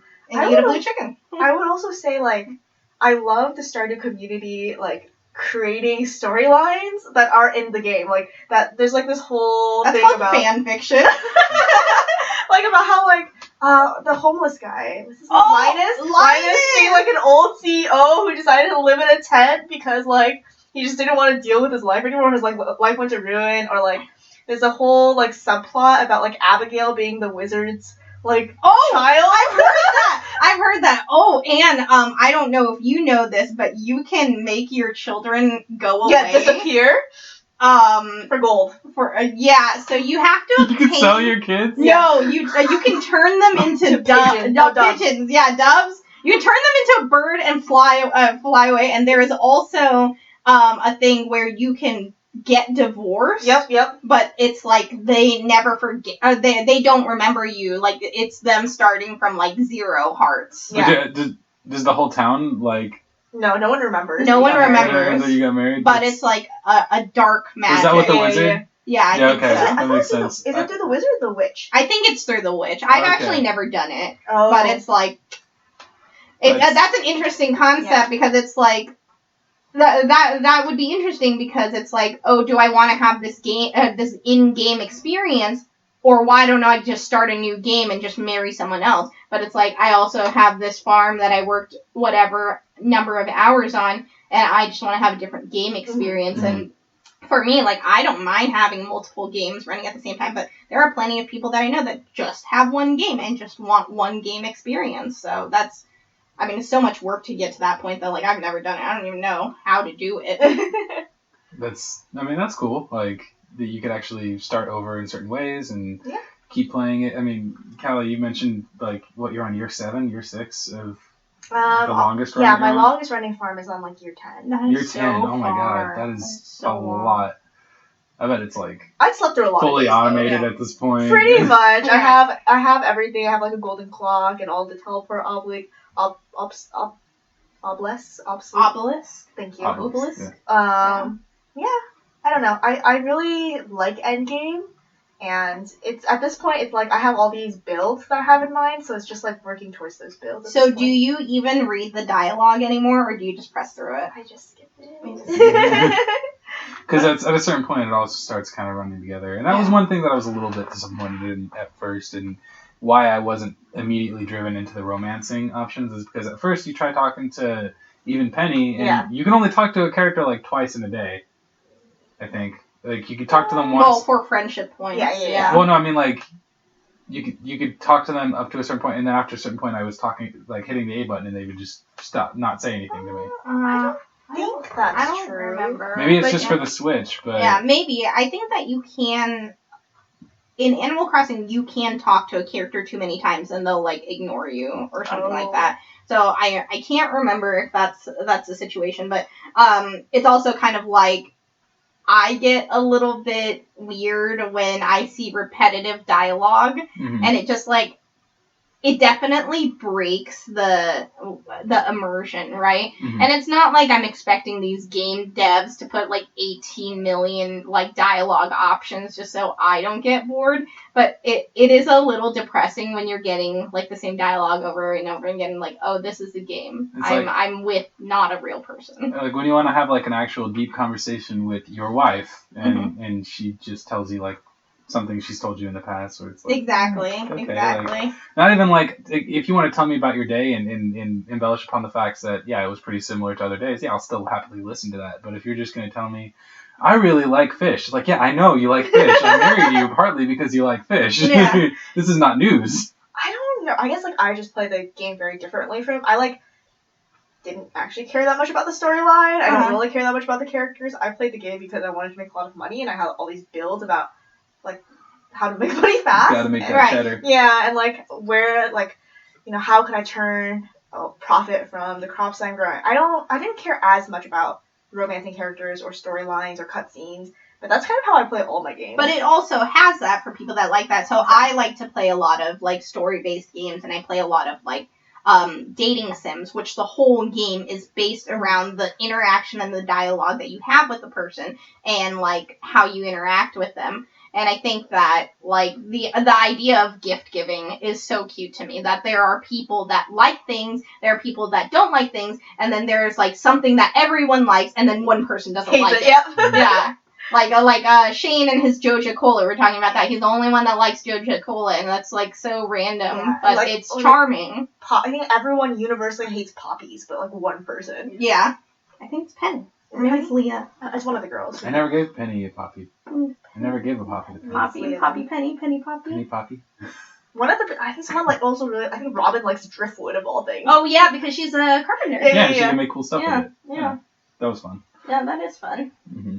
And I do like that. Like, there are certain things, the more you get to know them, the more you just start to deal with them. Mm-hmm. Yes, the characters do start to feel a little bit more fleshed out and a little more unique. Mm-hmm. I kind of wish... I don't know if that says anything about, like, a small town vibe. Like, you're the new guy in the small town. People aren't necessarily unfriendly towards you, but it takes them a while to, like, is this guy even going to stick around? Big city boy? Is he really going to run that farm? Like, oh my god. The funniest thing, I think, is your year one flower dance, where you can't find a partner, and you ask, and they're like, no, I'm not the like, I was so disappointed. I, like, went, and then I think I skipped the next event. That's like, depressing, but you know what event goes so hard?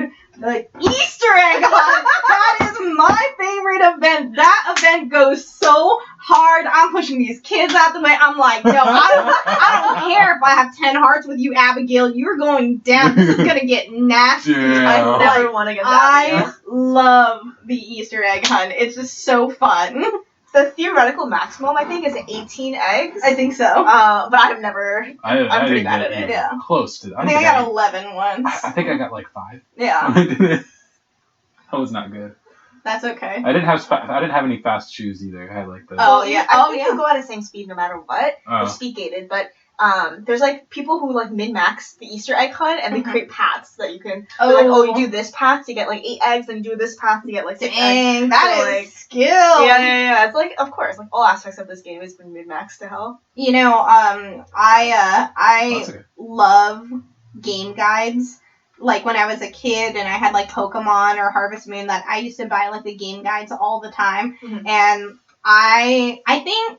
Yeah, I saw that the Stardew does sell a game guide, but I don't have one, and I was thinking about buying one just to have it, because I love, like, just being able to look through and, like, look at all these options, and, like, this is how you do it, and I think that's one thing that's really cute, because that's a really great way to, like, make money as a company for something that everyone actually wants. Mm-hmm. There's something on that we talked about in a previous episode about like whether game guides are even still a thing anymore, and it is nice to know that they are, because I've always enjoyed it, even just like you said, as an aesthetic thing, a piece that you can flip through and be like, oh look, sometimes they'll have a little trivia. To make this game we had to do this, or this part we had to do this, and there was little stuff you can learn about the game. I have one for Animal Crossing, but it became very like outdated quickly. Like as soon as they patch an update, it's outdated, right? And that's the thing about games these days, is that they get patched and updated all the time. All the time. So it's not like buying. I think the first guide I ever bought was for Majora's Mask, actually, and that is timeless. Like, I mean, it probably doesn't apply so well to the 3DS remake, but every other version of the game is the same core game. There wasn't like DLC. There weren't like new characters added that completely changed up whether or not like the things in the guide would work. One thing that actually reminded me, that one thing that I wanted to bring up about Stardew Valley that I really do love, I think that Stardew Valley is one of the best value games you can get. It is $15 pretty much anywhere. Sometimes you can get it on Steam for like $11. And the way that I like to kind of determine my pricing for games, like if the game is going to be $60, I want to get at least like 40 hours out of it. Okay. But Stardew Valley, like I said, I have over 200 hours, and I got it for like $15. And I think that just on value alone, it does give you so much more than some of the other games out there do for the amount that you're paying. Similarly, I think that, to quantify it that way is a good way to do it. But I also leave room in my heart for games that are expensive and short, but like say I paid $30 for a game that's only 4 hours long. If those 4 hours are like peak 4-hour gameplay, like I'm like, wow, that was so good, that was solid. I'm actually kind of glad that it's not longer, because they would have just padded it. Right. I'm happy with that, because like especially these days, a movie costs like $25. Yeah. If you want to go see a movie, so, and that's like an hour and a half long, and most of that's trailers. So like, I mean that's not true, but embellishing again. Yeah. So it's like, I agree, but yes, given that, Stardew Valley, just the level of content, everything that we talked about, we've really kind of scratched the surface. Yeah, a lot of it. Like, they did free DLC. That's like a big deal. Any game that does free DLC, and that it's a solid DLC, not just like, oh, you get a new hat. Like, it's like, no, we added a whole new area to the game. Or exactly. storyline. Like, oh shit. I think for me it's a lot different. So I didn't start gaming until probably late college years. So I've only been gaming for a couple of years. Oh, wow. Yeah, I don't... Like, I had, like, a Game Boy back when I was in elementary school, but I only played one game, which is Pokemon Fire Red. Oh, nice. So I think for me, it's... Like, I never had a game guide, so I don't really... Like, ever since I started gaming, I've been on YouTube. Like, YouTube has been a thing. So when I want to figure out if I want to buy a game or if I want to figure out something, it's, like, pretty common for me to just go onto YouTube and watch a Let's Play or watch a game guide. So I feel like for me, there's not so much of that nostalgia factor when I play games, just because I didn't play them when I was a kid. Interesting. So, like, now, are there any games that you haven't played but that you want to? I do. I have, like, a couple on my Steam wish list, but I own a Mac, so I can't. I used to stream off of a Mac, so I know. It's quite hard. But I'm gonna add you on Steam after this. So Sounds I can send good. you some wish list gifts. I love sending people random games on Steam. That's like my love language. Oh. Like one time after I had a nice date with a boy, I sent him a Steam game after that said, "Thanks for a great time." And I think it's the perfect little like thank you note because you can get games for like $1, $5, and like it's a nice thought. It's a very nice concept. So I will give you a game for Christmas. Oh, thanks. Game gifting should Game be gifting. a seventh love language. Definitely a love language. That's really cool. But I've also bought I think I've bought 8 different people Stardew Valley. Oh. Because you do giveaways as a streamer and stuff like that, and you also want people to play the games that you're playing, and I have bought this game so many times for other people to be able to enjoy it. So I do recommend that if you ever feel like, okay, I can't think of a good gift for someone. This is one of the best games that you could give as gift to another person because you could play it with them if they want to, or they can play it by themselves. They can play it with someone that they love, and I think that it is a great game to just give as a gift, even if they don't play it ever. No, that's fair. That's a really great point. So I've been. We're pretty into the podcast now. Mhm. I guess my question is, assuming that people are listening to this podcast because they like Stardew Valley, They are. what games would you recommend for them to play? Okay, of course, Harvest. Animal Crossing. Animal Crossing. Yeah, Harvest Moon. Harvest Moon. Specifically, my favorite of the Harvest Moons would be the one for Super Nintendo, and then Wonderful Life on GameCube. Yeah, and then my favorite is Friends of Mineral Town, and I'm playing the remake. I still play the remake right now on the Switch because I find it so relaxing. I love the Harvest Moon series, and then there's a larger lore that goes into them about kind of the business aspects that are really interesting if you're interested in business. Animal Crossing, of course. That's the cornerstone. If you guys are not playing Animal Crossing, you need to get a Switch and play Animal Crossing because I swear to God, I know that you would go feral because you would love it so much. But it's so much to have a Switch and then get the game. Nintendo, can you make a sale, please? Nintendo, Yes. sponsor us. Sponsor us, Nintendo. Do you play Animal Crossing? Oh yeah. Yeah. I just checked out the new update this morning very briefly. I haven't played it yet. I downloaded it last night and fell asleep. Pretty fun. Yeah, I believe that. Yeah, I would also say Littlewood. You can play on the computer or on the Switch. It is almost exactly like Stardew, but just different characters. There is also a side, how there's farming, fishing, blah, blah, blah, blah. So they have farming, fishing, architecture, mining, and then they have a little card game, kind of like Yu-Gi-Oh! In it, and it's actually very fun. It's pretty reminiscent of the Pokemon card video game if you've ever played it, and It's a really nice little side thing. So Littlewood, I definitely recommend. Also incredibly cheap game, and they just got on Switch, which is a really big deal for them. So I highly recommend that game to anyone who loves Stardew. One final recommendation, and this is sort of like a sub-series from Harvest Moon, but if you really enjoy the idea of mixing in combat with the farming sim... Rune Factory, yes. Oh, I've never played that. I've never either. It's a computer game, right? It's on a few systems. Console, And it's a series too, so there's different editions, new games in the franchise. Sounds bad, but so when I was playing on emulator, the one reason I didn't play Rune Factory is because you can only play as a guy. You can't play as a girl. And I was well, that's Wow. okay.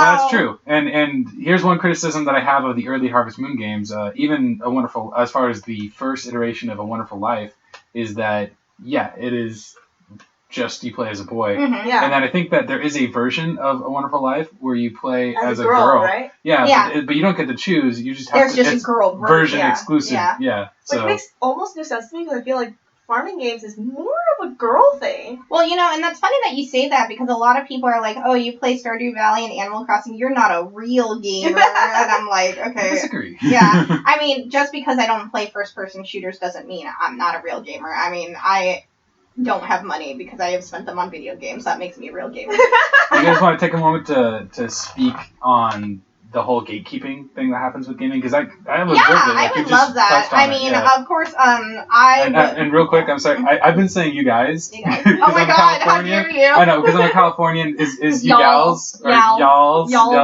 You people. Girls? What do you Can I say mean, girls? you people? I want to call you girls instead of women. I mean, I'm a lady.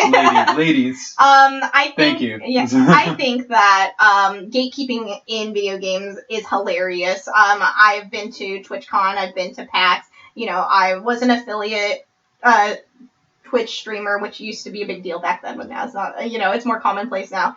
And I definitely saw a lot of women, getting really popular playing games like Animal Crossing, playing games like Stardew Valley, and I don't find anything wrong. I think that if you play Candy Crush and Farmville, you're still a gamer. And maybe that's a really radical acceptance view of it, but if you're spending your time playing a game that is virtual, you're a gamer, and that's all that it means to me. Cut and dry. Yeah. I do feel like there's also a stigma that now comes, or almost like an aesthetic that comes with e-girls and gamer girls.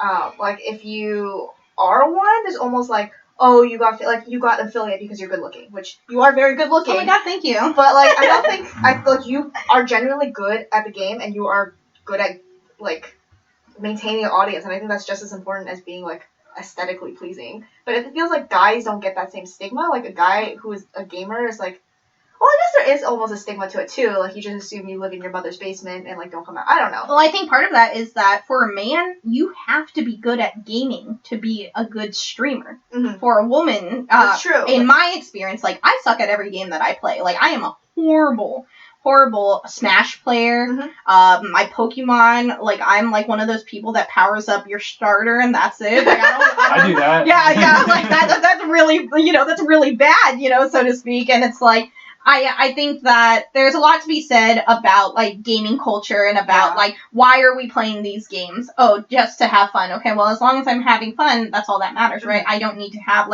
some super money making farm, or I don't need to have some super duper aesthetic house. I'm just playing it because I want to have conversations with you people, and if you guys want to watch me do this random thing, go for it.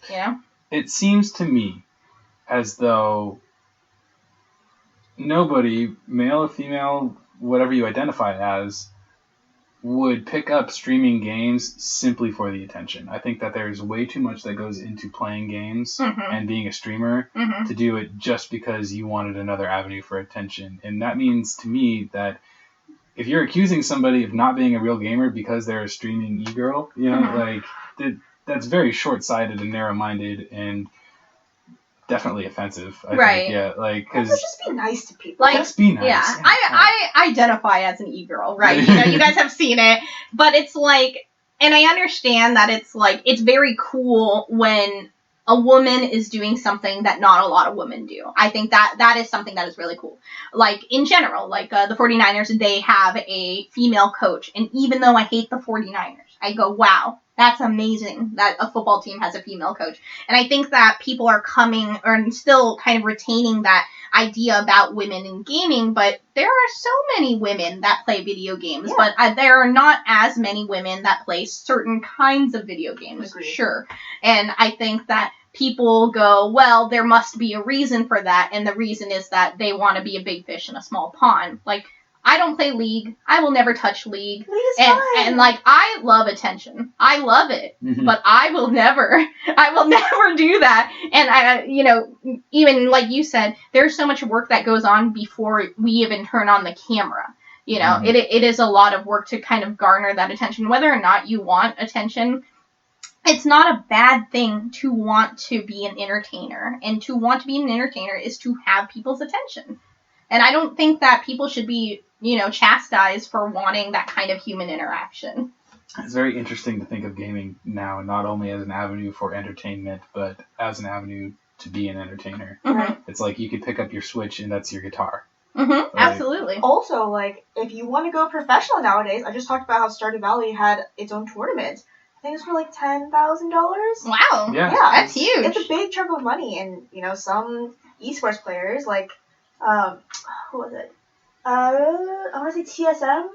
spent like $6 million on a player. Like, that's insane, life-changing amounts of money that you could make nowadays from gaming. Oh yeah, like I know that my boss has children, and they'll be like, oh, what do you want to be when you grow up? And a lot of them now more and more are saying, like, I want to be a streamer, a YouTuber, I want to be in esports. And I'm like, wow, that was not even a job when I was growing up, which makes me sound like a boomer. Yeah. But they see these streamers, and these streamers, like, they're so they do such a good job of marketing and making people feel special and building these parasocial relationships where someone sees them and they're like, that's my friend, even though I've never met them. I have never felt that about, like, celebrities that I look at on TV. I'm not thinking, oh, that's my friend, but oh, I've sat in a stream with this streamer for hours and days and have donated things to them, and they've said my name before.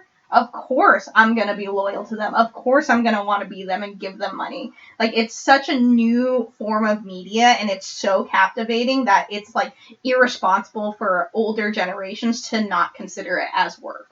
It's almost like rather than celebrities, it's like, I want to be them. Mm-hmm. And then with Twitch, streaming, or YouTube, it's just like, I want to be friends with them. Mm-hmm. I feel like it's a different perspective. John, have you streamed before yet? No, I haven't. It's something that I really want to do. Is there, like, I mean, other than, like, the technology, is there something that's kind of barring you from that? Mostly the technology. Okay, yeah. I mean, if you have a setup that you want to let me come over and use sometime, I would love to do that. Absolutely. Really. And, like, it is a lot of work to set up, and that's to say you need a lot of help, too, as in, like, I did not make everything on my own. Like, I had to ask people, what does this mean? What does that mean? How do I get this? I'm having this problem. How do I solve it? And it is really a lot better when you have support. Take my hand and guide me. I help you. I will make you wing, the Jazaloo. e-girl of your Yes. of your dreams. I will brand for you. Applications, we had to buy, like, a really nice camera and a really nice mic. Oh, really? So it's like, I'm not really sure what I'm going to do with all of it. So my boyfriend and I are thinking about streaming, like, a Pokemon Nuzlocke together. I would love that. Yeah, that's one of the things that. I would want to do, because I've tried to start Nuzlocke so many times, They're so and hard. I end up cheating because I don't have anyone too. holding me. Yeah, exactly. Yeah, I would too. So we're doing, I think we want to do Emerald. Ooh, that's a That's good a good one. one. That is a good one. And, like, it's nice and old. I definitely hate the people that are like, oh, these new Pokemon are terrible. But it's like, my love for the old Pokemon does stand the test of time. I do love my Score Bunny, of course I have on my phone, but I mean, Squirtle, Charmander, and Bulbasaur, Gen 1. they just hit different, Yeah. It's good. It's good. I mean, like I said, Fire Red was the first game I've ever played. I remember I picked Charmander, of course, Mm-hmm. and I remember getting to Brock, and I died so many times. Hell yeah. Because I couldn't figure out that Ember does not work well, because I was, like, 7 years old. Oh, That's Brock. so funny. Oh, Brock the But Rock. at least in the remakes, you can get Metal Claw. Oh, true. Well, you can still get Metal Claw and Fire Red. Oh, can you? Yeah, in the remakes. Oh, yeah, because right. you couldn't get it in red. Yeah. Mm-hmm.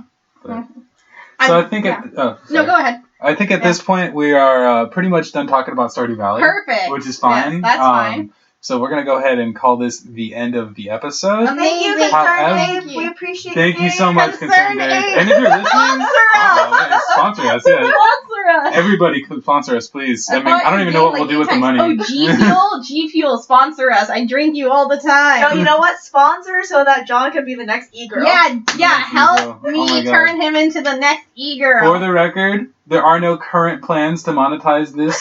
Oh, sorry. No, it's okay. I'm just saying. We for the went record, straight there. I'm telling you, I like making money. If we do end up, I'm not saying it'll never happen. There are going to be happen. certain things that I'll have to do. I'll have to pay a different licensing fee for our theme song and things like that. But for now, no plans. But I am interested in that being an eventuality if people are interested in this, which I hope they will be. So we're going to call this the end of the Stardew Valley episode. However, anybody listening, if you can make it through the end credits, we will have a little bit of a post-game talk. Ooh. Yeah. Ooh. And I'll edit this part.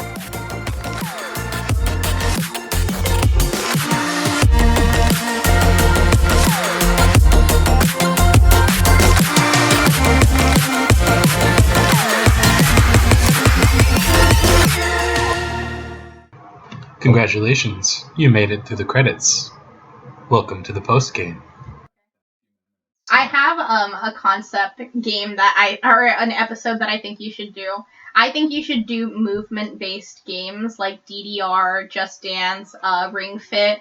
What are other ones? I guess maybe VR a little bit could go into that. I think you could even do like music-based games. See, I do want to do all that. The music-based games. I want to do Guitar Hero or Rock Band. I will come on. The only thing is that it's very inaccessible right now. I have Rock Band. You do? Okay, then we'll do it at your place then. Yeah, okay. I think I have the drums and the guitar in my closet. But it's like, it's that quintessential, like, I feel like you go to any millennial and you go into their garage and they have that, like, Rock Band drum set right there. I probably have the Wii one somewhere still. My dream as a kid was get that DDR mat, because all my friends the one that's flipping around. Yeah, I wanted one so bad. You know, when I was in middle school, our middle school gym had a DDR machine, and they did consider it exercise. I mean, yeah. Believe that? Yeah, it was unlimited plays. Like, it was, you know, you what didn't have I to put money don't believe about it is that the school did that. And I think that's really cool. I think I've told you this at the start of this episode. One of the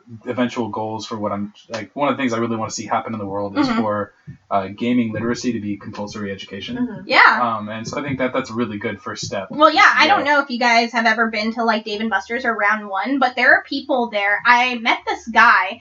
And he goes to Dave & Buster's every Wednesday because they have half-off games, and he plays DDR for like 3 hours. And I go, do you do this every week? He goes, well, it's cheaper than a gym membership. And he was like very fit. And everyone was there, and they had water bottles and towels and like sneakers on, and they were all taking turns. And like these people come every week to like work out at the Dave & Buster's. And I think that's so cool. That is so cool. And like, honestly, even we talk about Guitar Hero a second ago, like, I've had some Guitar Hero sessions that I walked away from breathing hard. Yeah, like the drum. We can talk about the singing. Doing some dance the moves. Singing is so BS. I can't believe it. I've never dabbled with, like, the karaoke aspect. It's not good. Hero. No. But I also suck at singing, so, you know. Me too. No. But thank you for saying that. Sure. So, like, in elementary school, I remember for typing class, we had, like, a typing game. That was pretty fun. But that's educational games, which is their own genre. Yeah, not an invalid genre, for sure. But I definitely had those as well, where it's like, if you misspelled a word, then your ship got hit by an asteroid. Yeah. That's cute. It was, like, following letters, I think, and you had to, like, type in the letters before it hit the ground. Well, yeah, I mean, I think video games is a great way for kids to learn things. Like, I mean...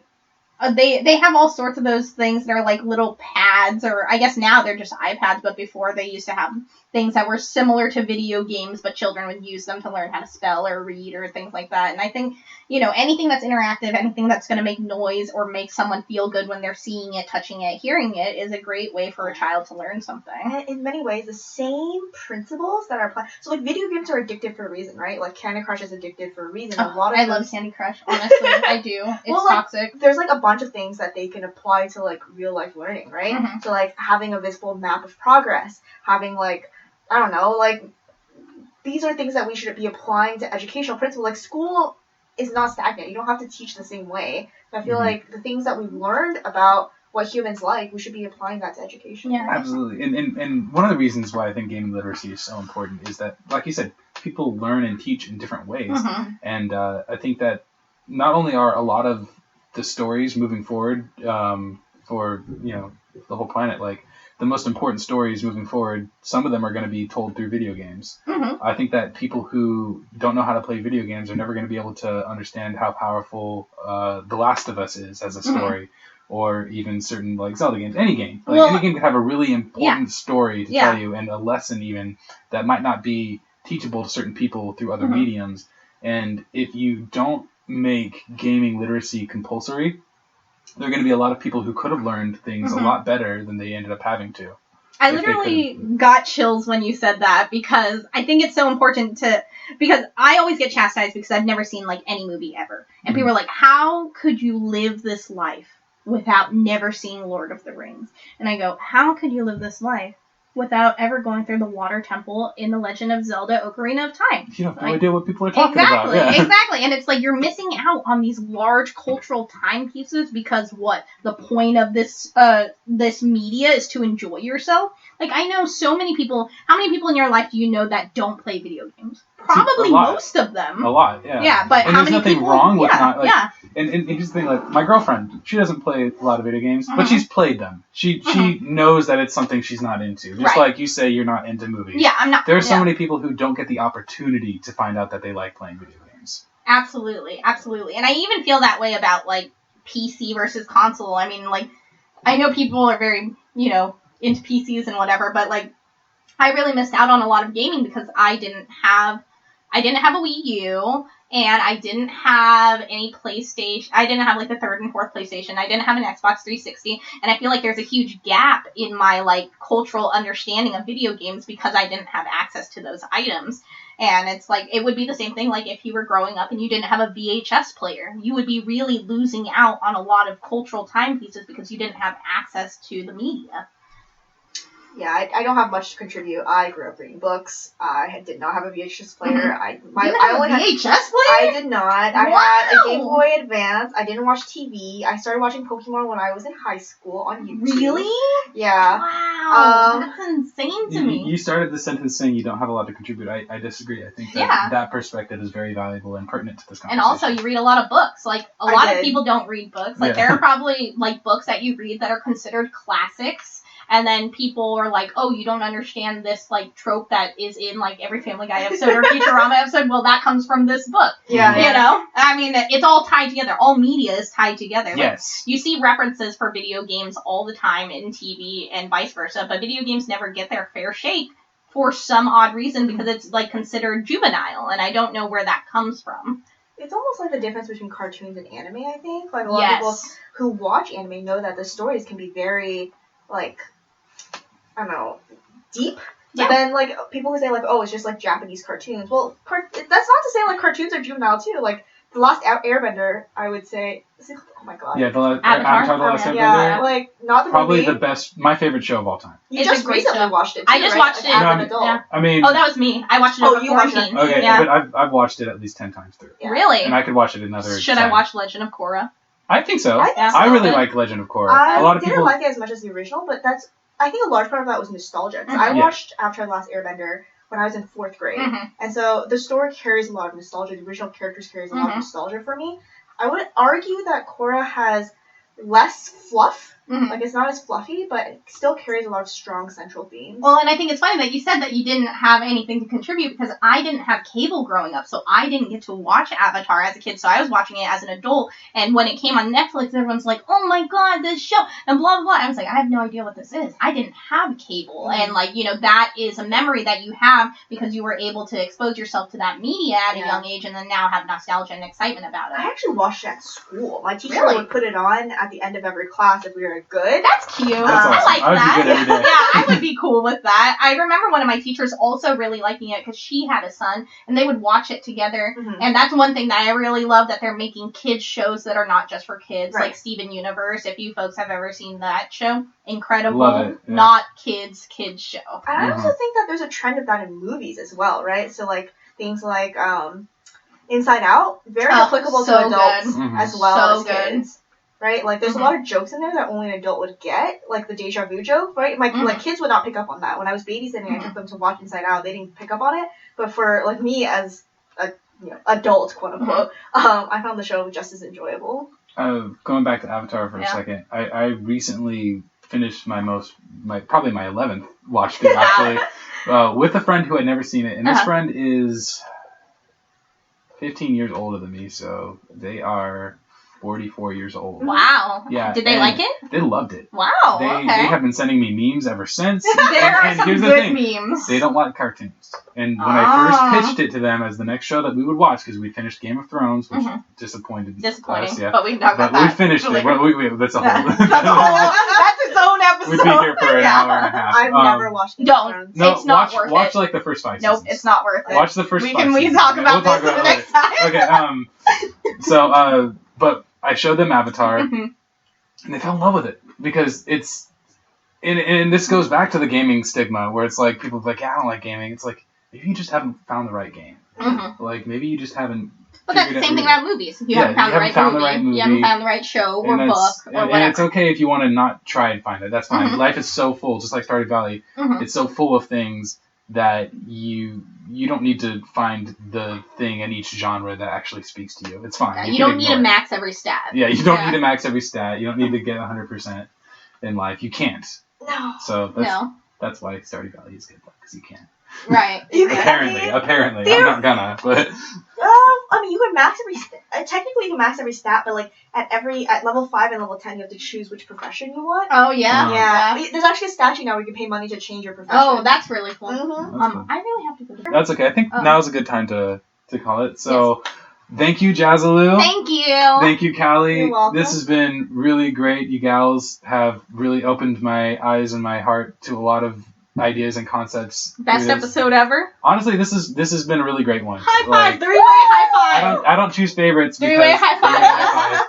I don't choose favorites because they've all been very special and fun to me, and I've enjoyed every group that I've had on so far. But this has been really it was a very fun time, and I'm really glad that we had to have that conversation about the gatekeeping as well. Oh, absolutely. That I think is a very important topic and one that was an eventuality for the kind of show that I'm trying to have. I mean, we can talk about gaming culture as a whole, too. And I wanted to say thank you for having us because, I was really worried that I wouldn't have anything to say, and here we are 2+ hours later. You crushed it. Yeah, we really killed it, honestly. The first 2 episodes were both 2 hours long each, so I mean... Yeah, that's really great. I was feeling nervous about it, but, this is the enjoyment of the couch co-op. You get to come together as friends and talk about why is it that you do the thing that you're doing. Mm-hmm.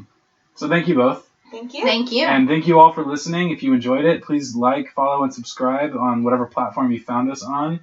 And, I said the thing. Kylie's laughing at me. Follow me on Twitter at Jazaloo. Jazaloo. We'll leave links to anybody's Twitters and profiles and stuff that they want in the description as well. So, thank you all for talking about some nerd shit with me today. Do you have a sign-off? Book club, but gaming. There it is.